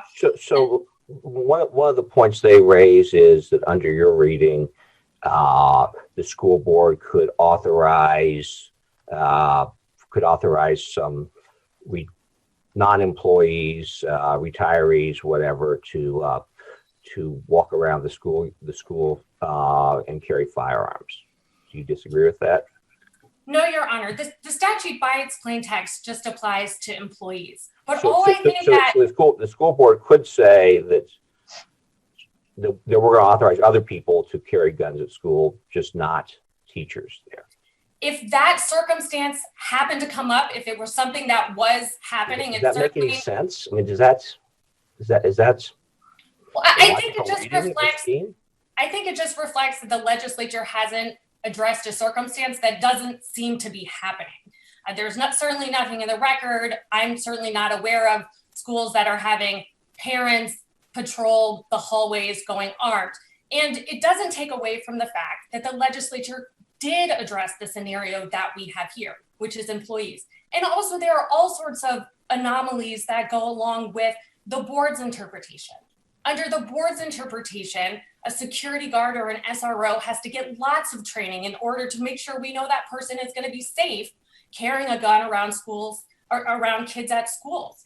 But then the algebra teacher, who we like to pick on apparently, this algebra teacher can go carrying around kids in the class all day, every day with just 8 hours of that concealed carry training, 6 of which can be completed online, or none whatsoever if they open carry.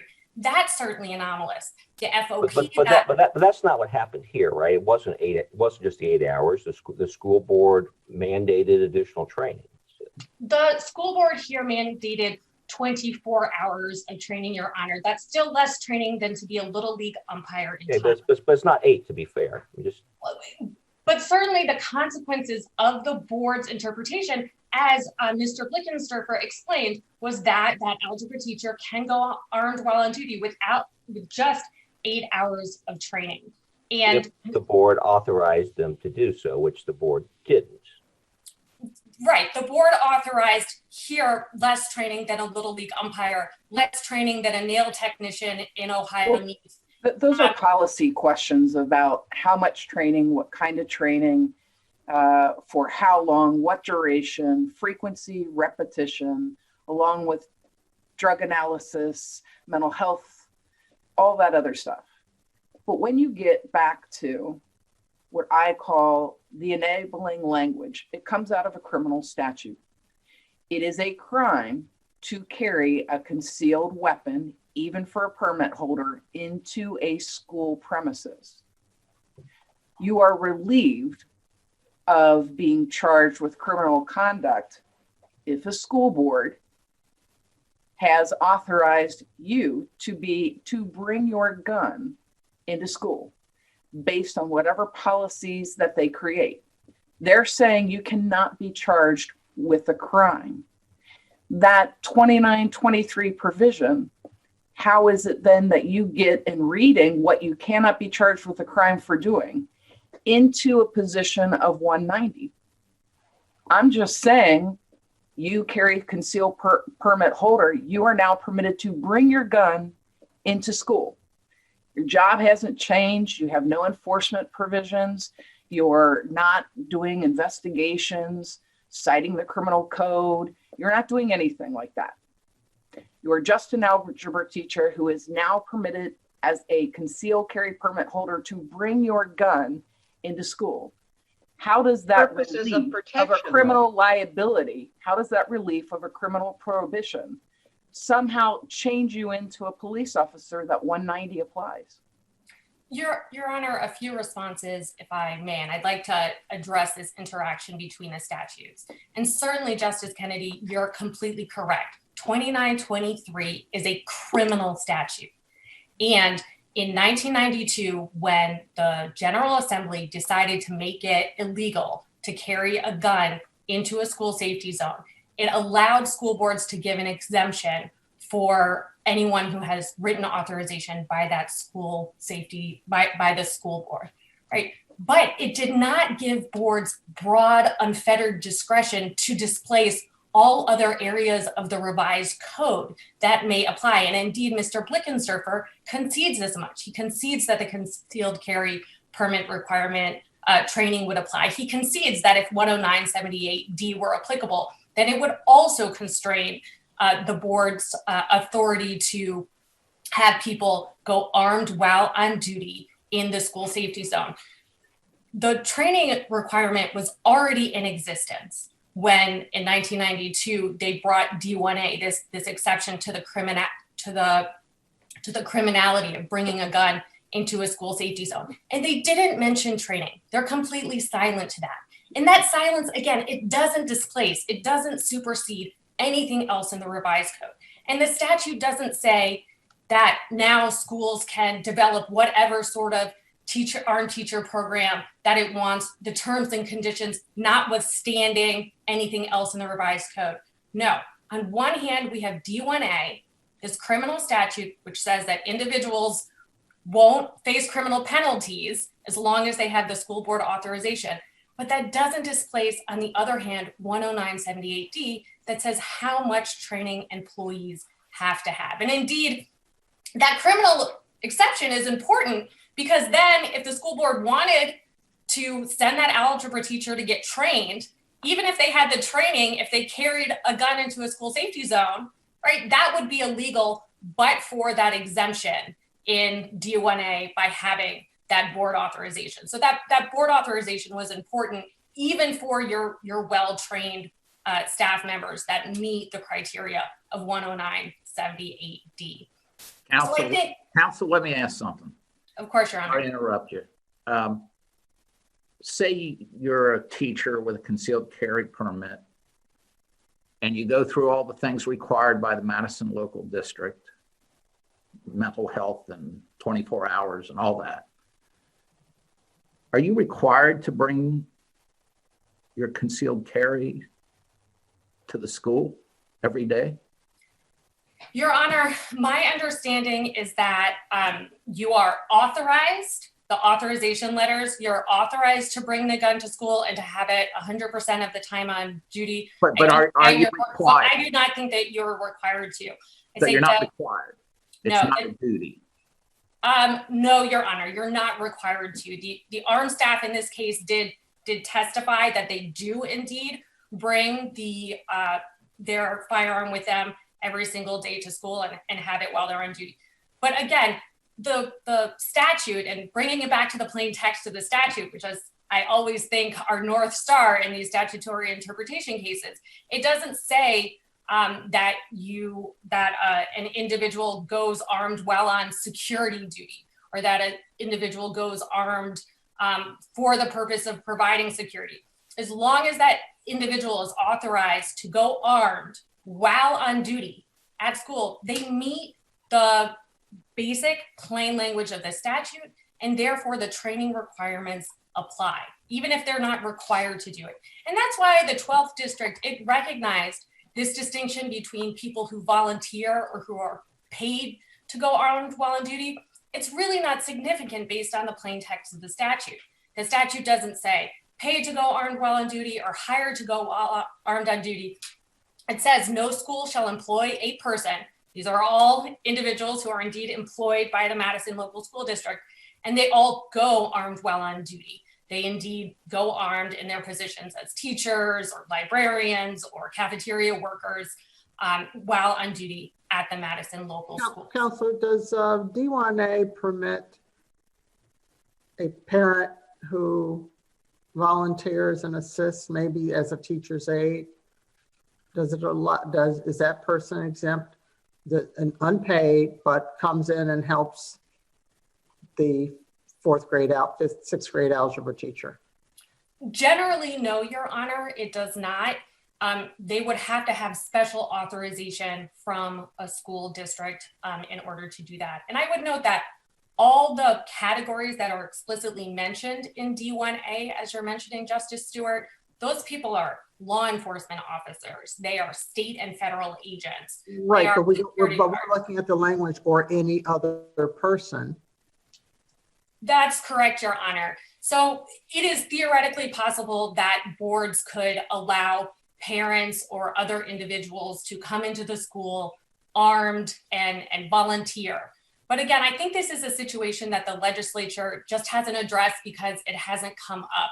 We don't expect the legislature to address every single circumstance, particularly hypothetical circumstances. If it happened to be that schools start to have armed patrols of community members and parents, then that's something that the legislature can address. What they've addressed in this statute and what this court has to follow is the language of this statute, which clearly applies to employees who go armed while on duty at school. It doesn't give an exemption for teachers. It doesn't give an exemption for just anyone who has that authorization from the school board in D1A. Certainly that's something the legislature could do. I don't deny that. And indeed, there have been proposals by different legislatures to do just that. They know how to make those exemptions, but that's not the law. So your simple answer, though, is yes, the parent, volunteer, teacher, assistant, this D1A could apply to that person too. Not an algebra teacher, not a librarian, not a security guard, just a parent volunteering his or her time. This would apply to her. The board could authorize, and let's say she's a concealed carry, permit user. This would allow her to carry a concealed weapon into the school. Under D1A, if the school board gave that volunteer, parent, non-employee authorization, then yes, you could. And the statute does allow the school board to do that. It does allow the school board to do that. If there is a shooting expert that wants to come in and help the this is your average mother who is a concealed carry person and who helps volunteer in her child's class. It's certainly theoretically possible, Your Honor. I think there are lots of places, though, in the revised code where we make requirements on our employees that we don't make on our volunteers. Certainly that happens in the school system. But the statute isn't one of this statute isn't one of them. The statute doesn't make a distinction when it says in any other person. Well, D1A doesn't make any distinction, Your Honor, but 10978D is very clear that it does apply to employees who go armed while on duty. Those are our people who are going to be around kids all day, every day, not just at pickup, not just at maybe these other times. This is the kindergarten teacher who's at circle time with the kids. I have a kindergartner, so I think about that. But these are, and this is a determination of the legislature. If the legislature wants to change it, of course, it's within the province of the legislature to decide that APATA should make a training program that is more narrowly tailored to this particular circumstance. Indeed, there have been bills proposed that would do that, but that's not what the statute says now. And this court, rather than trying to change the law or write in exceptions or figure out the best policy outcome, it's bound to follow that plain text of the statute.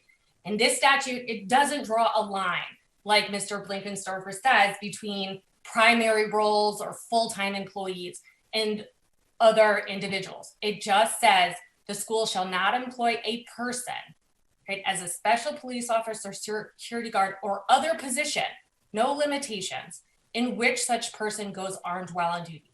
The legislature already drew us a bright line. It was already very clear about who it wanted to have that training.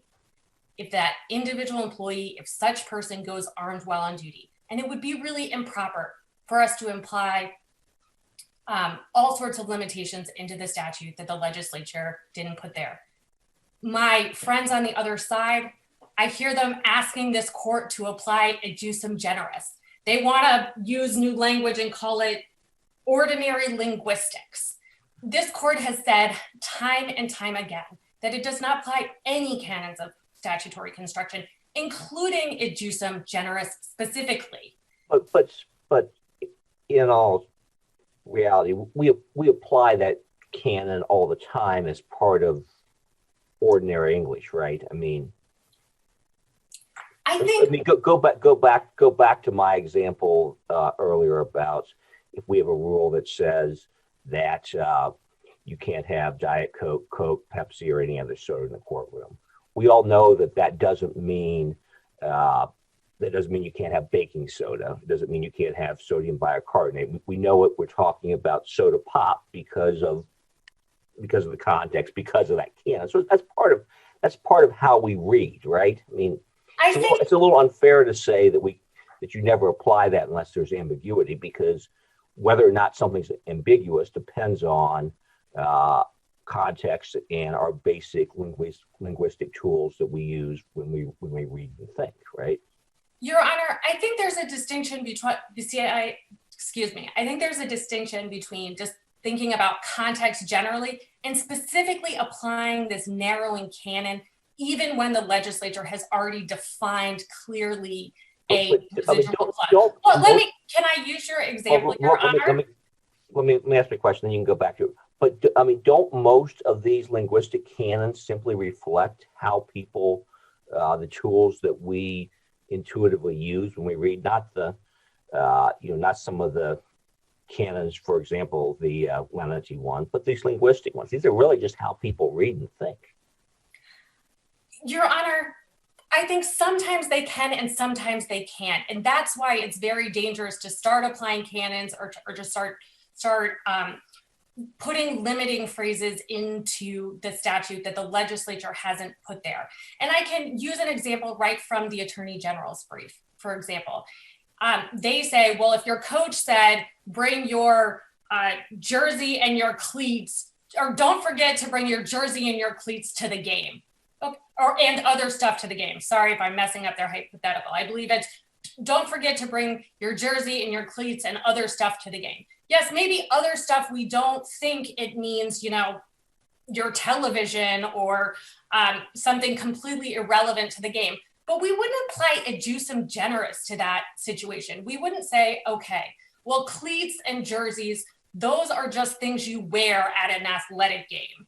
So now the only things that other stuff could encompass are shin guards and socks, but it doesn't include your water bottle or your bats and balls, right? We don't give such narrow construction in our everyday speech as I don't know that we don't stop and explicitly apply the canon, but there's a reason that when you say other stuff, you're thinking of things in that category. Because that's how people think about things. Right, and that's why we wouldn't take a phrase or a sentence completely out of context and give it a meaning that doesn't make sense when it's back in a statutory context. But that's not what the 12th District did here, and that's not what we're asking for.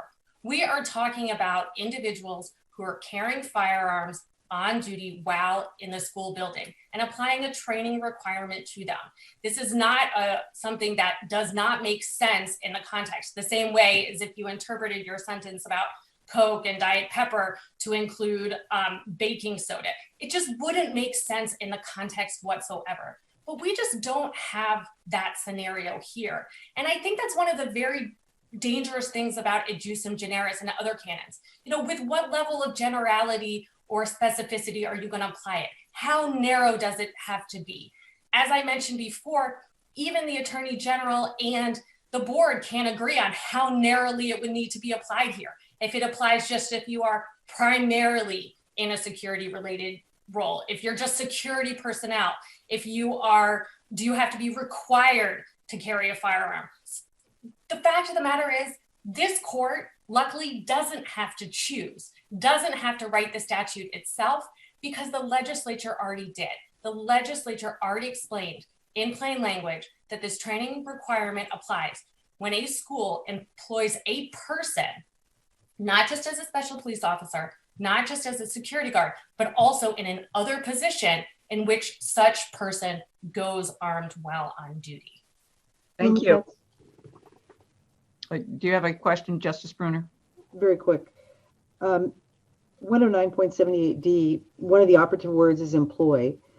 The use of a volunteer in the policy of the Madison local school district, do you think that that is an attempt to, I mean, can a teacher be employed and a volunteer at the same time so that they don't fall under the gambit of this 109.78D?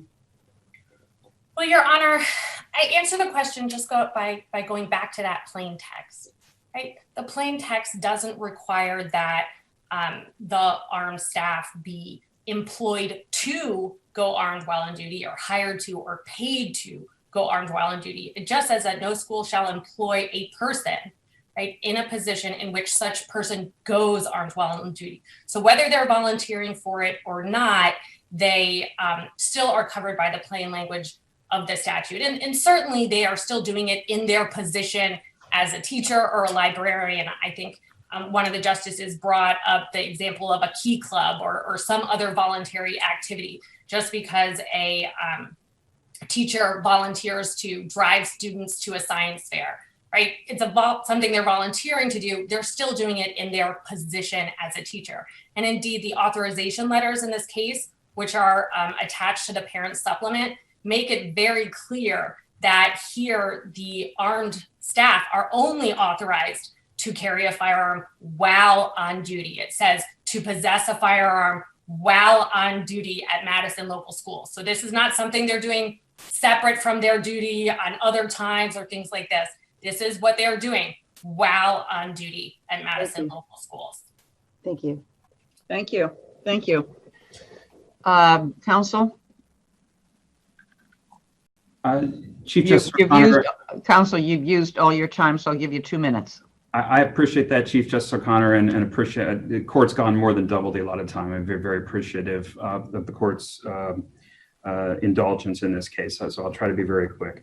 One is my friend on the other side, Ms. Bloom-Katz, multiple times emphasized that the General Assembly has adopted a bright line test in 109.78D. This is a very strange bright line test, the use of two specific terms with a residual phrase. It would have been so easy for the General Assembly to write a very clear, all-encompassing test that said no employee shall be in a school safety zone without having completed peace officer training. Or even more to the point, no person shall be in a school safety zone without having gone through peace officer training. As we've seen in 2923.122D, as Justice Stewart was indicating with one of her questions, the General Assembly certainly knows how to write text that encompasses the waterfront of a category, which respectfully suggests that's not what they did here. The final point I would point out, and again, we cannot use policy to determine what the statute means, but we can look at policy as a way of understanding why the statute might reasonably mean one thing or another. And the point I'd like to make about that, Your Honors, is that this is not a choice that the General Assembly made between peace officer training or a complete free-for-all. The choice the General Assembly made was between peace officer training for certain types of employees and the training that local boards of education are entrusted to require with respect to other folks. Again, thanks for the court's indulgence with its time today, and we respectfully ask that the court reverse the judgment of the 12th District. Thank you. Thank you, counsel. We'll take the matter under advisement. You'll be notified of our decision. Marshall, will you call a recess? The court will now take a brief recess.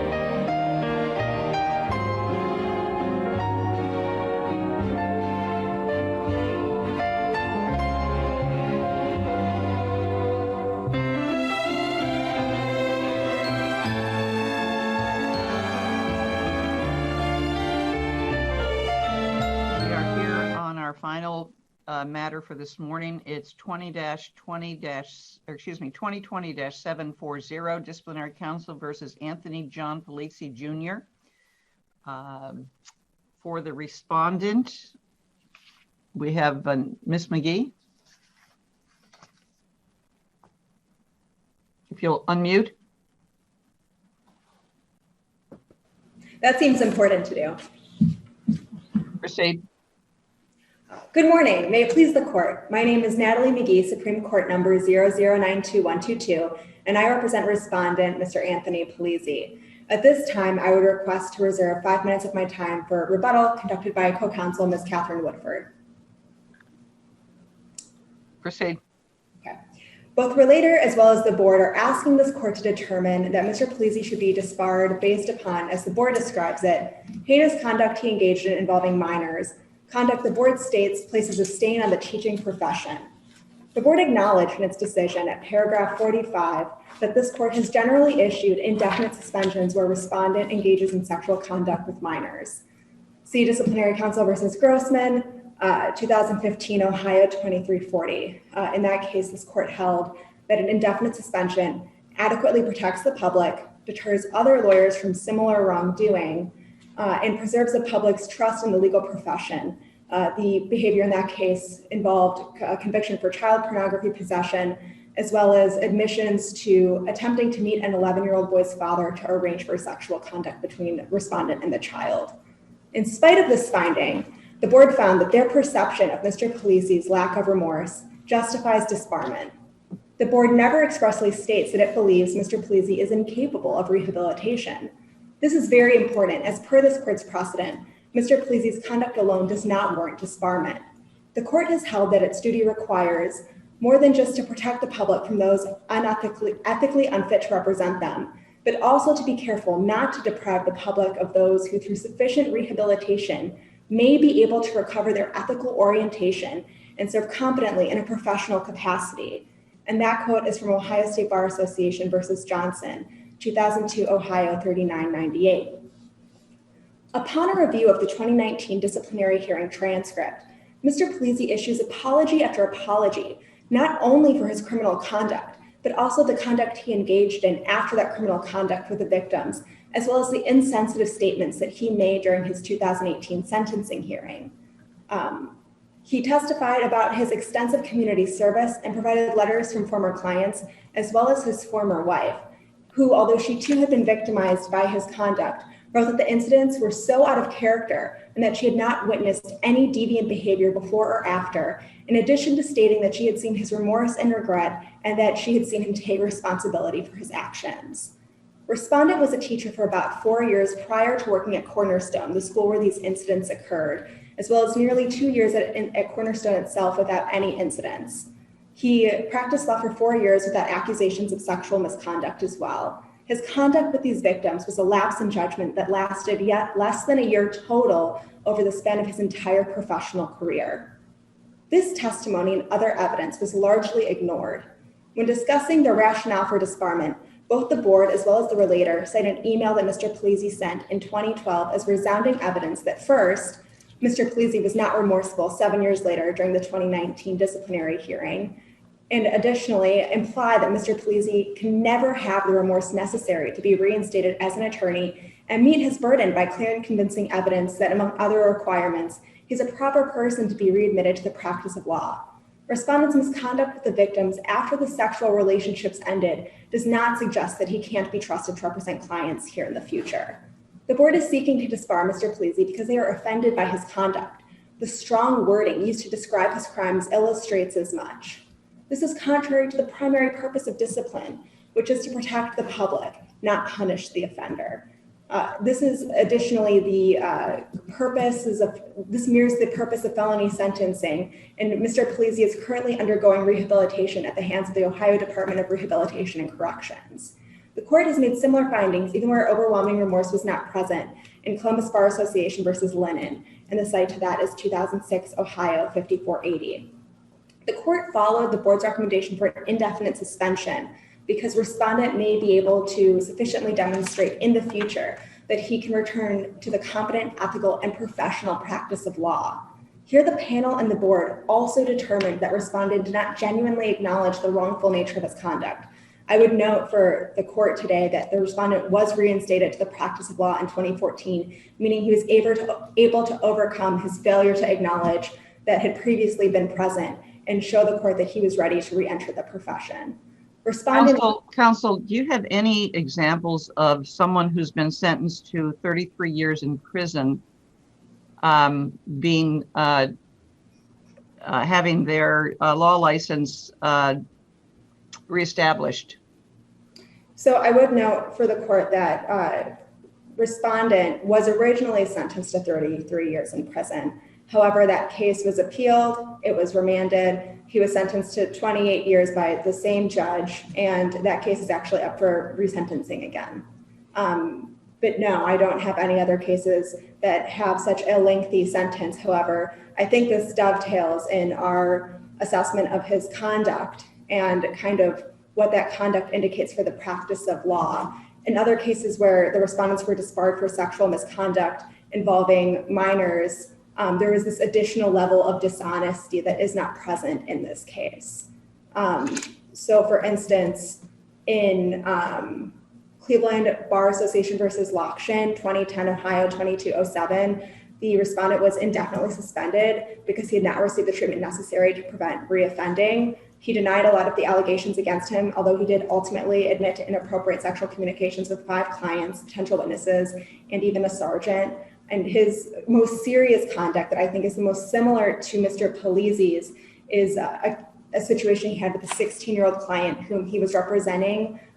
He had been appointed to be her counsel for a juvenile case. He continued to press personal questions with her, completely and totally unrelated to her case. And then even after the case continued, he had inappropriate instant messages with her, flirtatious and sexual in nature. Originally, because they both used screen names, this girl did not realize that she was talking to her former counsel, but as soon as she realized that that's who it was, she ceased the communications.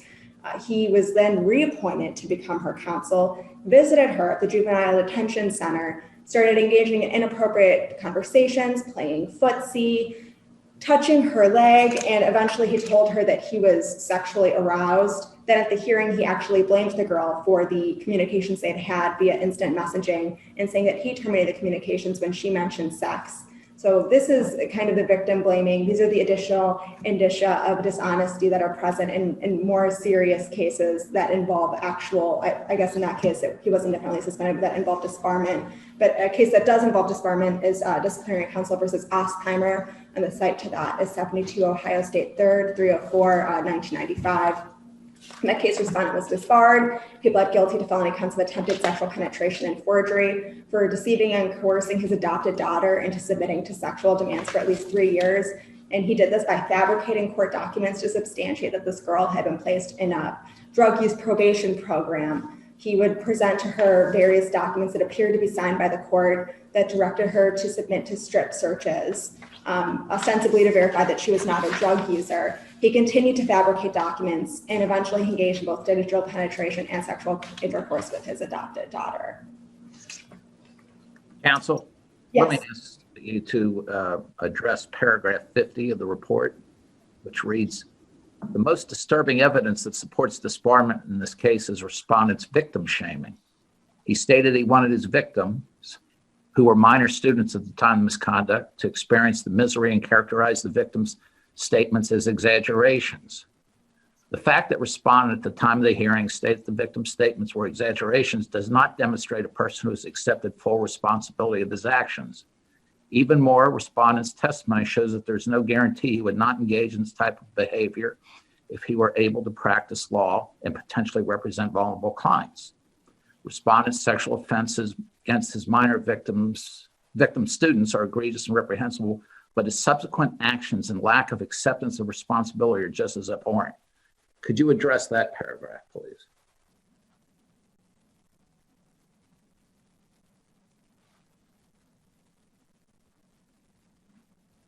He did acknowledge that his conduct was reprehensible. He acknowledged that it was abhorrent. He apologized for the subsequent conduct that occurred after the sexual conduct was over. I think that in particular, the court is talking about a 2012 email. It was very vulgar. He admitted during the hearing it was vulgar. He apologized for it.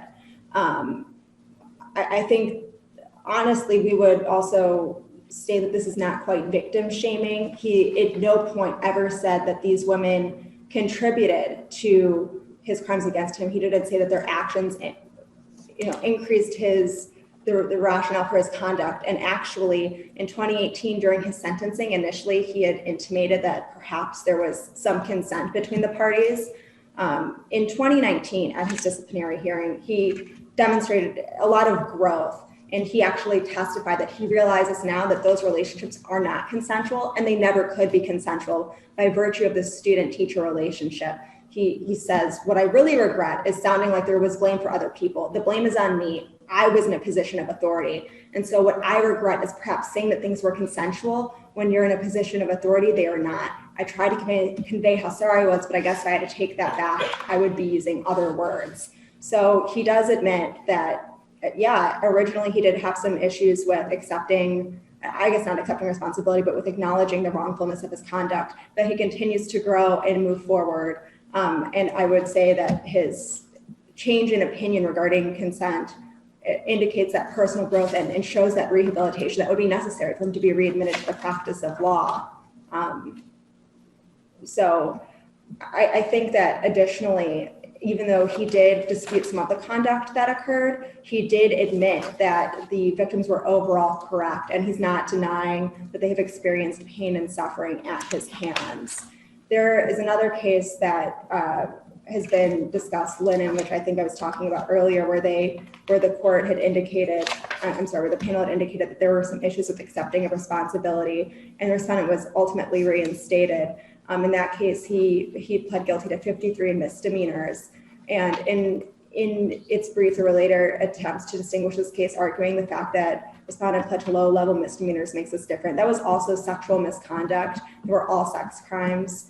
And in that case, he had actually attempted to circumvent apologizing, circumvent admitting that he was wrong by obtaining a diagnosis from a medical professional that discussed a potential mental illness at the intersection of a sex addiction and obsessive compulsive disorder. Mr. Polizzi has done nothing of that nature and has continued to accept responsibility and acknowledge his conduct, more so as time goes forward, indicating that that rehabilitation has been occurring.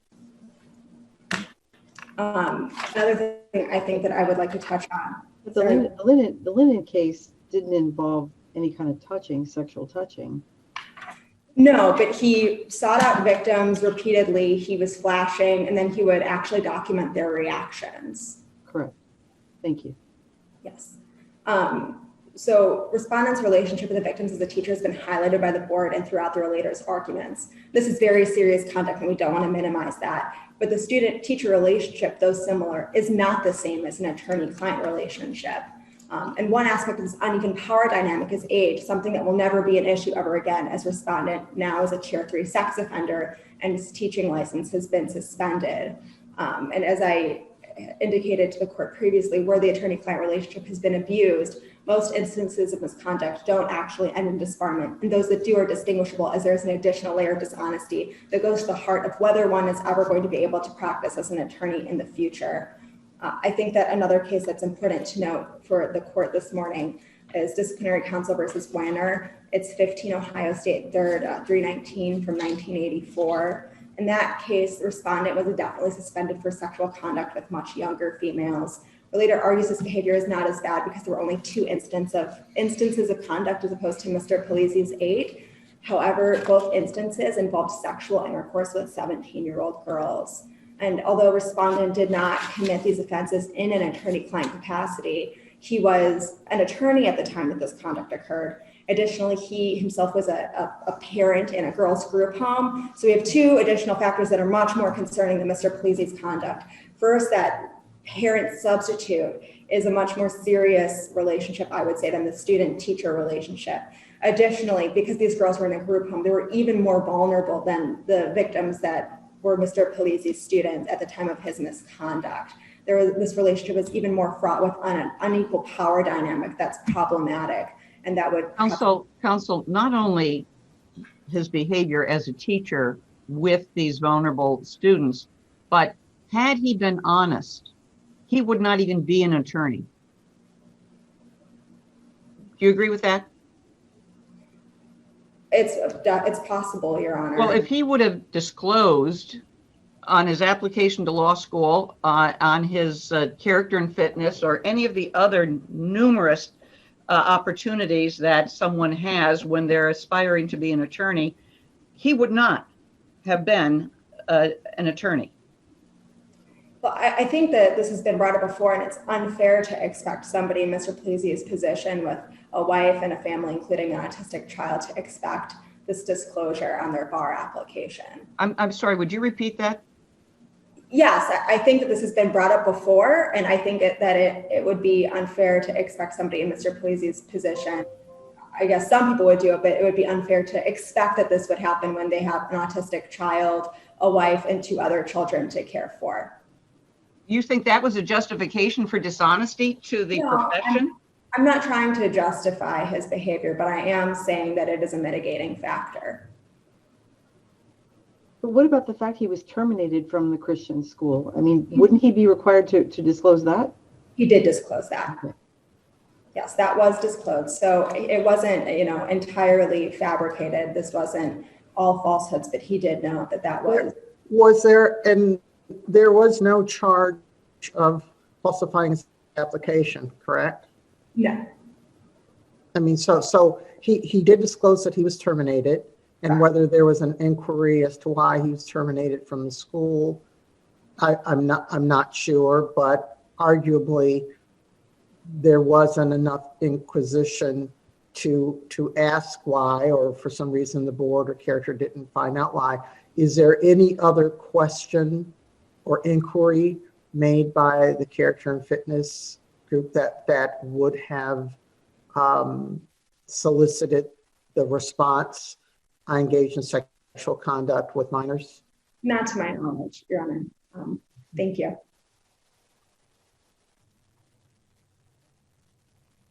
All right. Ms. Megan.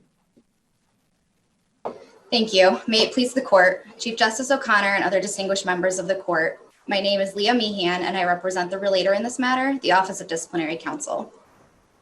We ask that you adopt the findings in the board's report and impose the board's recommended sanction of permanent disbarment for 2 reasons. Number 1, respondent's egregious misconduct warrants disbarment. And number 2, the aggravating factors present in this case outweigh any minimal mitigation. Before I get into my argument, I would like to address several of my opposing counsel's arguments, though. Opposing counsel represented to this court that Mr. Polizzi made apology after apology throughout the disciplinary process. While that may be true, I think it shows that Mr. Polizzi, the respondent, knows the right words to say. He knows that it's expected of him to come in and say that he has apologized and he's remorseful. However, the board looked into more detail than that. When you compare his statements with the evidence, they contradict. For example, Mr. Polizzi testified at the disciplinary hearing that he admitted to the charges to avoid a painful trial for his family and to avoid 405 years in prison. He thought that he was going to get probation or 6 months in prison. There's no indication that he actually pled to protect the victims, to accept full responsibility. And that was something he actually testified to at the disciplinary hearing just last year. In 2012, the email that my opposing counsel referenced, he sent one of the victims a sexually explicit email in which he failed to identify himself and explicitly recounted the abuse. But at the disciplinary hearing, he told the panel that he sent that email for closure. That doesn't make sense. Why would you send an anonymous email in which you explicitly recount the abuse for closure? He also told a psychologist in 2018 at the time of his sentencing that he wished for the victims to experience misery. I think this is one of those examples of victim shaming that was brought up earlier that the panel was concerned with. Counselor, how is that victim shaming? I guess my idea of victim shaming is, accusing them of being promiscuous or the way they dress or encouraging him or soliciting him. How is saying, it's disturbing to say, I wish the victims would suffer some misery. I'm not exactly sure what that means. Misery for this coming out, misery in that, they regret that this happened. So I'm not sure what that means, but how is that victim shaming? So I think the full quote was actually that he wished for them to experience misery for what they had done to him. And I think that absolutely is victim shaming because it's holding them responsible for consequences due to his action. He's holding them responsible for this coming to light, for coming But how is that shaming them? That's, you're right, it's not taking responsibility and putting the onus on minors and not showing that he hasn't taken full responsibility. But how is that shaming them? I think it's shaming them for coming forward. I guess, let me give you another example of victim shaming. At the sentencing hearing in 2018 in his criminal case, Mr. Polizzi told the court that one of the victims, NM, was more sexual than EL was. EL was more innocent. NM tended to be more aggressive, and I guess I liked that she was more aggressive. He stated that he liked the attention. I think it was mutual. And he said everything was by consent. This was 2018 after he had been a licensed attorney. And I think the disciplinary panel absolutely was properly took that into consideration when determining these statements were made 10 years after the abuse of one of the girls.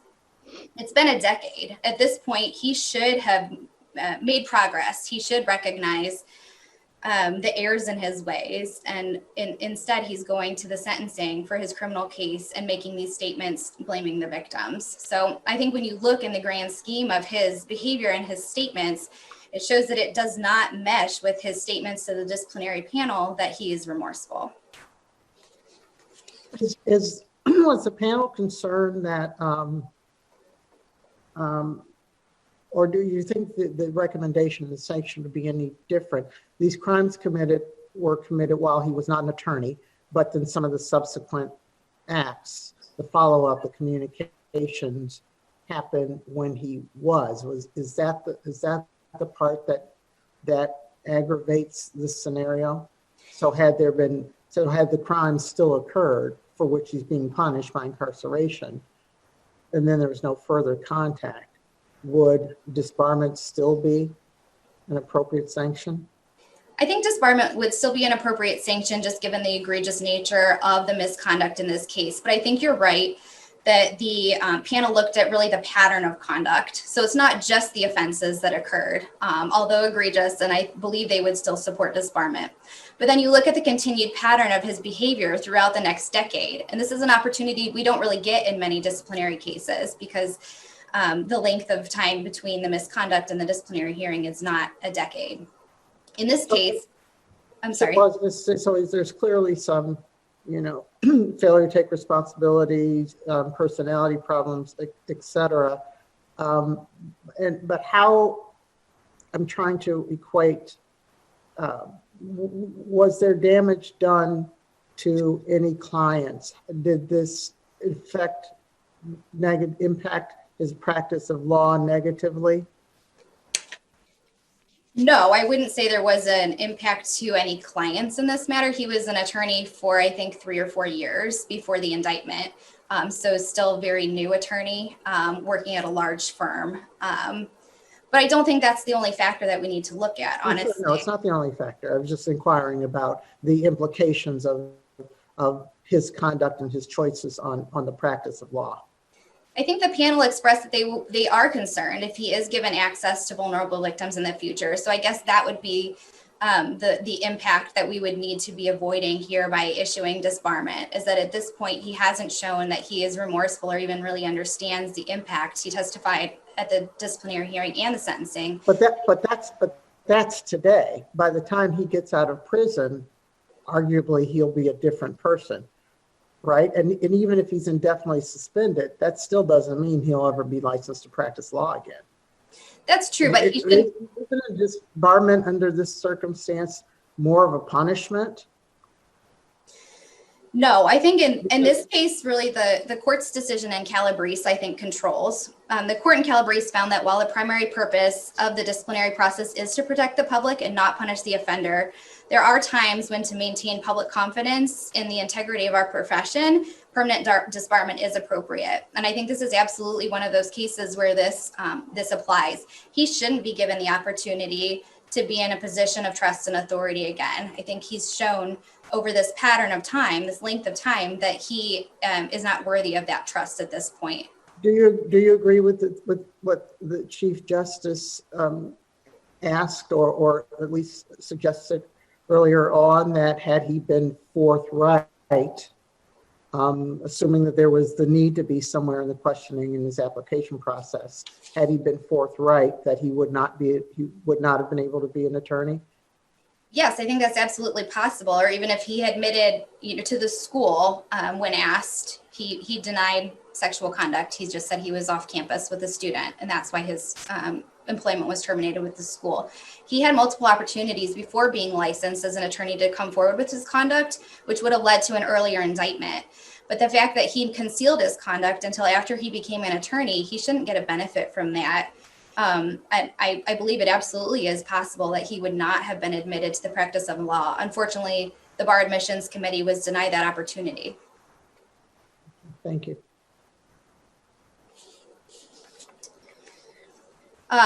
My co-counsel went through a couple different cases, and I just want to continue to distinguish those. I feel actually that the cases that she brought up in support of her position also support my position. She brought up the Ostheimer case, basically saying that if there's no dishonesty, then disbarment isn't appropriate because there was dishonesty in Ostheimer. However, I believe Ostheimer stands for more of the proposition that it was a parent and adopted daughter, and it was more of a coercive relationship. So Ostheimer fabricated court documents to make her think that she had to undress for part of her court probation, and then he engaged in sexual conduct with her. I think that's similar in this case. In the sentencing proceedings, it was brought up that respondent told the girls that they would be expelled if they told anyone. So there was the coercive nature there. Also, he admitted to gross sexual imposition being committed by force or threat of force, one count for each victim. So I think that further shows that there was this element of coercion. It wasn't mutual. It couldn't be mutual. And the court indeed found that. In the Lokshin case, I believe that supports our position too, that disbarment is appropriate. In that case, as my co-counsel said, there was actually no sexual contact between Lokshin and his minor client, and he still got an indefinite suspension. So we should be treating respondent's case more significantly and more egregiously than a case where there was no contact. In fact, it was just words and footsie, I believe. So absolutely, where there's a case where a gross sexual imposition was committed by force, there was 8 counts of felony sex offenses, we should absolutely be treating that more significantly.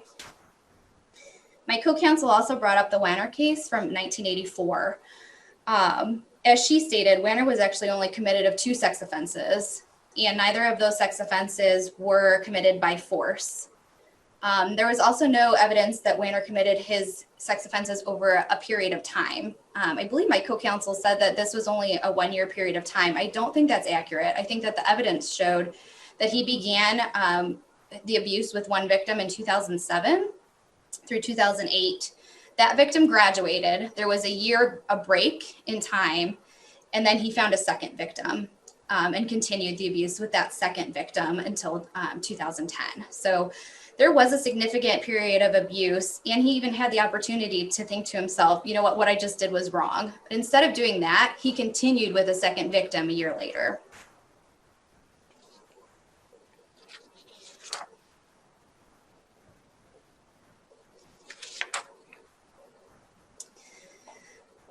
There's been no evidence presented that respondent is going to be able to be rehabilitated and fit to practice law in Ohio in the future. In fact, the board did express concern if he were to continue to practice law, that he would have access to vulnerable victims.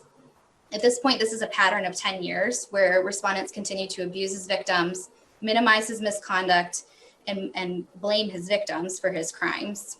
The pattern continued even through the time when he was attorney and through the disciplinary process. This court must consider this pattern as it shows that respondents consistently chosen the wrong path and fails to be forthcoming with facts. At this point, we believe that disbarment is the only sanction that ensures that respondent will no longer hold a position of trust and authority in the legal profession. Therefore, we ask that you adopt the board's findings and permanently disbar the respondent from the practice of law. Thank you. Thank you.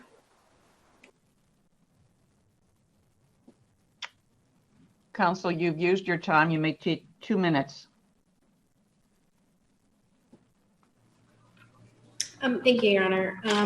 I'll introduce myself briefly. My name is Catherine Woodford, Supreme Court number 0097830 on behalf of the respondent, Anthony Polizzi. I will be brief. I want to start with the issue of that keeps coming up of a lack of remorse and a lack of willingness to acknowledge the wrongfulness of his conduct. And a failure to accept responsibility. I think it's important to note that in Realtor's brief, Relator's brief, they cite that when deciding between indefinite suspension and disbarment, the court must assess whether an attorney may in the future be rehabilitated and fit to practice law.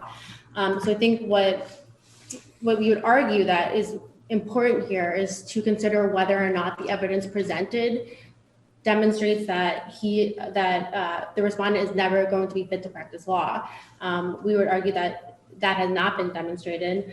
In looking at this court's past cases, the courts do award indefinite or order an indefinite suspension where they feel that the suspension would protect the public, but also give the respondent the time needed to address his issues, as well demonstrate that he is ready to resume the competent, ethical, and professional practice of law.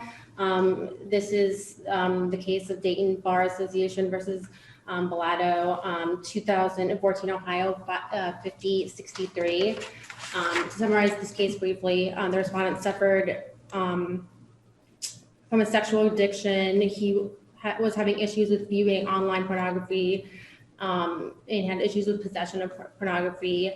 So even though the board found that he hadn't, at the time of the hearing, demonstrated that he had attained a sustained period of successful treatments, he still stated that it was his goal to work towards being able to become ready to practice law, and the court did allow him this opportunity. That's very similar to this case where respondent isn't arguing that he's ready to practice law or that he will be in the position to be fit to practice law in the next couple of years. He's just asking for the opportunity to work towards this goal. And there's no evidence to suggest that at the time his sentence is over, that he will not be fit to practice law. And I think that another important thing to mention is to focus on the cases where this court does find that disbarment is appropriate. And as my co-counsel mentioned, that those are cases where there's an additional element of dishonesty, attempts to fraud the court, or to perjure himself. In this case, while the conduct is egregious, once this investigation got started, he cooperated, and he has made significant growth since the beginning of this process. Counsel, do you think that he was obligated to disclose his sexual criminal activities when he applied for law school? So I think that when he applied for law school, I'm not sure if any of the questions are the bar exam was specifically would have elicited the response that would require disclosure in this case. What about when he went through the character and fitness evaluation? His obligation at that time would have been to disclose his termination, which he did. So I think that he was forthward forthcoming in that regard. He did disclose that there was a termination as a result of that. And there was some discussion from him at sentencing that he at that time thought that the relationship was consensual. And as he later testified, he now realizes that is wrong. It was not consensual. But at the time of going through the bar exam application, he may not have thought that it was something that was warranted disclosure. All right. You've taken your time. Thank you very much. We'll take the matter under advisement and you'll be notified of our decision. Thank you. Marshall, will you adjourn court, please? Hear ye, hear ye, hear ye. This open session of the Honorable Supreme Court of Ohio now stands adjourned.